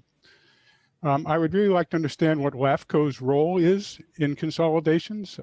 Typically, district consolidations require LAFCO action. I don't know how it works with a subsidiary situation, but I would like to hear what LAFCO role would be in this. And then lastly, you did not speak at all about Proposition 172. 29 years ago, the voters provided funds for fire protection under Proposition 172. The county hasn't spent a nickel on fire protection under 172. And in my opinion, that's certainly not advisable. Thank you. And that concludes our comments. Thanks, Colin. I'm going to go back to the board. We have a motion and a second. And what I will recommend is that when this comes to the full board, that we also respond to the issue relative to LAFCO. And Alan, if you're interested, I think I have your email. I can send you the contact at LAFCO as well to do a briefing with you. So with that, we have a motion and a second. All those in favor say aye. Aye. Any opposed? And that passes unanimously. Our last item is item 13. And this is the audit relative to our fiscal year ending June 30th. I want to see if there's if George and Benjamin want to give us a briefing. Certainly, Madam Chair, this is George Dorley, Controller Treasurer. For item 13, specifically, the board is being asked, or excuse me, the committee is being asked to receive the report, obviously to review as well as to forward to the full board the comprehensive annual financial report with a favorable recommendation. With me, I have two representatives from our external auditor, Macias Jenny O'Connell, Certified Public Accountants. We have partner David Bullock and Director Benjamin Law. So I believe David will be speaking for MGO, and as the auditors, I would give them an opportunity to introduce the item, unless you have any other preference, Madam. No, thank you. That would be great. Great. Thank you, David. You. Okay, before I get started, can you hear me okay? Yes, we can. Thank you. Okay, great. So it's a pleasure to be here, Supervisor Chavez and Supervisor Cortese. Good morning. So first of all, I just wanted you to be aware, this is my first year. 2019 was my first year on the audit. Our firm has been doing it for a while now, and there's a state law passed in 2014 that requires a partner rotation after the partner responsible for the audit has been on an engagement for more than 6 consecutive years. So I'm happy to be here this year in 2019. It's probably a bit unusual to be listening to a presentation on financial statements for June 30th, 2019 here in August, but just like you to know that the CAFR, the first of the 3 items being presented, was completed timely in December of 2019, and that was in accordance with our plan. So that's good. The single audit, however, with the March 31 deadline, was extended due to the pandemic. The Office of Management and Budget extended the single audit requirement for 6 months until the end of next month, September. And that was completed in July, just last month. So also completed timely. So I just wanted you to be aware of that while this item might seem like it's being delivered late, is actually timely. The CAFR, I'm happy to report, we have unmodified opinions on the CAFR, which is the highest level of assurance we can provide as auditors, which basically means that we agree with how management has presented the financial statements. The second item is the management letter, and that's what we use to communicate the results of the audit and anything that might be particularly important to those responsible for overseeing the financial statements, including those charged with governance, which would be you. And the single audit, we've completed the single audit, and we reported 3 findings in the single audit. 3 of those were significant deficiencies in internal controls, areas that could be improved. We didn't identify any compliance matters, so that's good. But obviously, when you identify internal control matters, those should be corrected so as to improve financial reporting in future periods. So I know that was a short presentation, but I'm not sure I want to take up too much of your time. So I just would offer myself to any questions that you might have on the audit, and I'd be more than happy to expand. Thank you. Supervisor Cortese, did you have any questions? No, I don't. Thank you. Thank you. I just had 2, and one is more of a more strategic question, which is that, you found some challenges with the way we are addressing actually minor, given how big our budget is. So let me just say, that's all great. But one of the things, and congratulations, George, but one of the things I was curious about is when you look at an audit like this, and especially, for example, as it relates to issues relative to FEMA and the CARES Act and how we're attributing our budgets, how we're assigning what's getting paid for out of what bucket. I wonder if, based on the minor mistakes that you found, you have any recommendations for internal controls that need to be changed or addressed, or just your thinking about how we can sharpen our pencil there. Yeah, well, hindsight is always 2020, and you can kind of look back and see what could have been improved. I think the you know, the county has a lot of grant funding, a lot of sources of funding that come in, and a lot of it's mature. Those funds have been around a long time. The people responsible for overseeing the spending of those funds, you've got an established, you know, process for that. So those aren't really the significant issues, or we haven't found significant issues in that regard. But anytime there's new funding or new requirements, or, you know, the FEMA, when you have disaster recovery, these are typically, you know, one-time money or just new requirements, and people are trying to understand what those eligibility requirements are before they spend the money. And so with the FEMA, it really had to do with timing. It was, you know, while it was approved in 18, you know, and a lot of the expenditures were incurred, you know, identifying and submitting reimbursements didn't happen until 2019, and that's when it was identified as a source of funds to So cover you're those. not, you don't need to make any recommendations to us about any changes we need to make. I don't think so. Just being aware, and you bring up a good question about the CARES Act. I mean, there's a lot of guidance right now that's being you know, filtered through and trying to be understood on, you know, what qualifies and what period should those be reported in. And so, you know, we just work with the county closely to make sure they're aware of those significant requirements. Okay. And Madam Chair, if I might make a comment on that, we effectively, similar to the methodology on your prior audits, although they were different types of audits, management does agree with the findings here and have already implemented changes which will correct these going forward. By way of just a little bit of additional information on the issue of timing, it's a matter of timing, not a matter of dollar amount. However, just so you can understand the where our head was at, is that you'll notice that those findings are not there in the CAFR, because from one perspective, one way in which you track money and time was when the money actually flows out, the work being done. And that's how we reported it, which is a later period, as opposed to in many of those early 2018 FEMA floods, they advanced the money before we had ever done the work. And so we would normally only report once we've done the work that earned the money. We had not earned the money yet. So that's simply a different thing for myself and my staff. When we then go to the report to the feds, as opposed to CAFR, we need to look at those and measure them from a different perspective. And we're more aware of that now. And we'll certainly, that's been a lesson learned for our much larger COVID-related activity.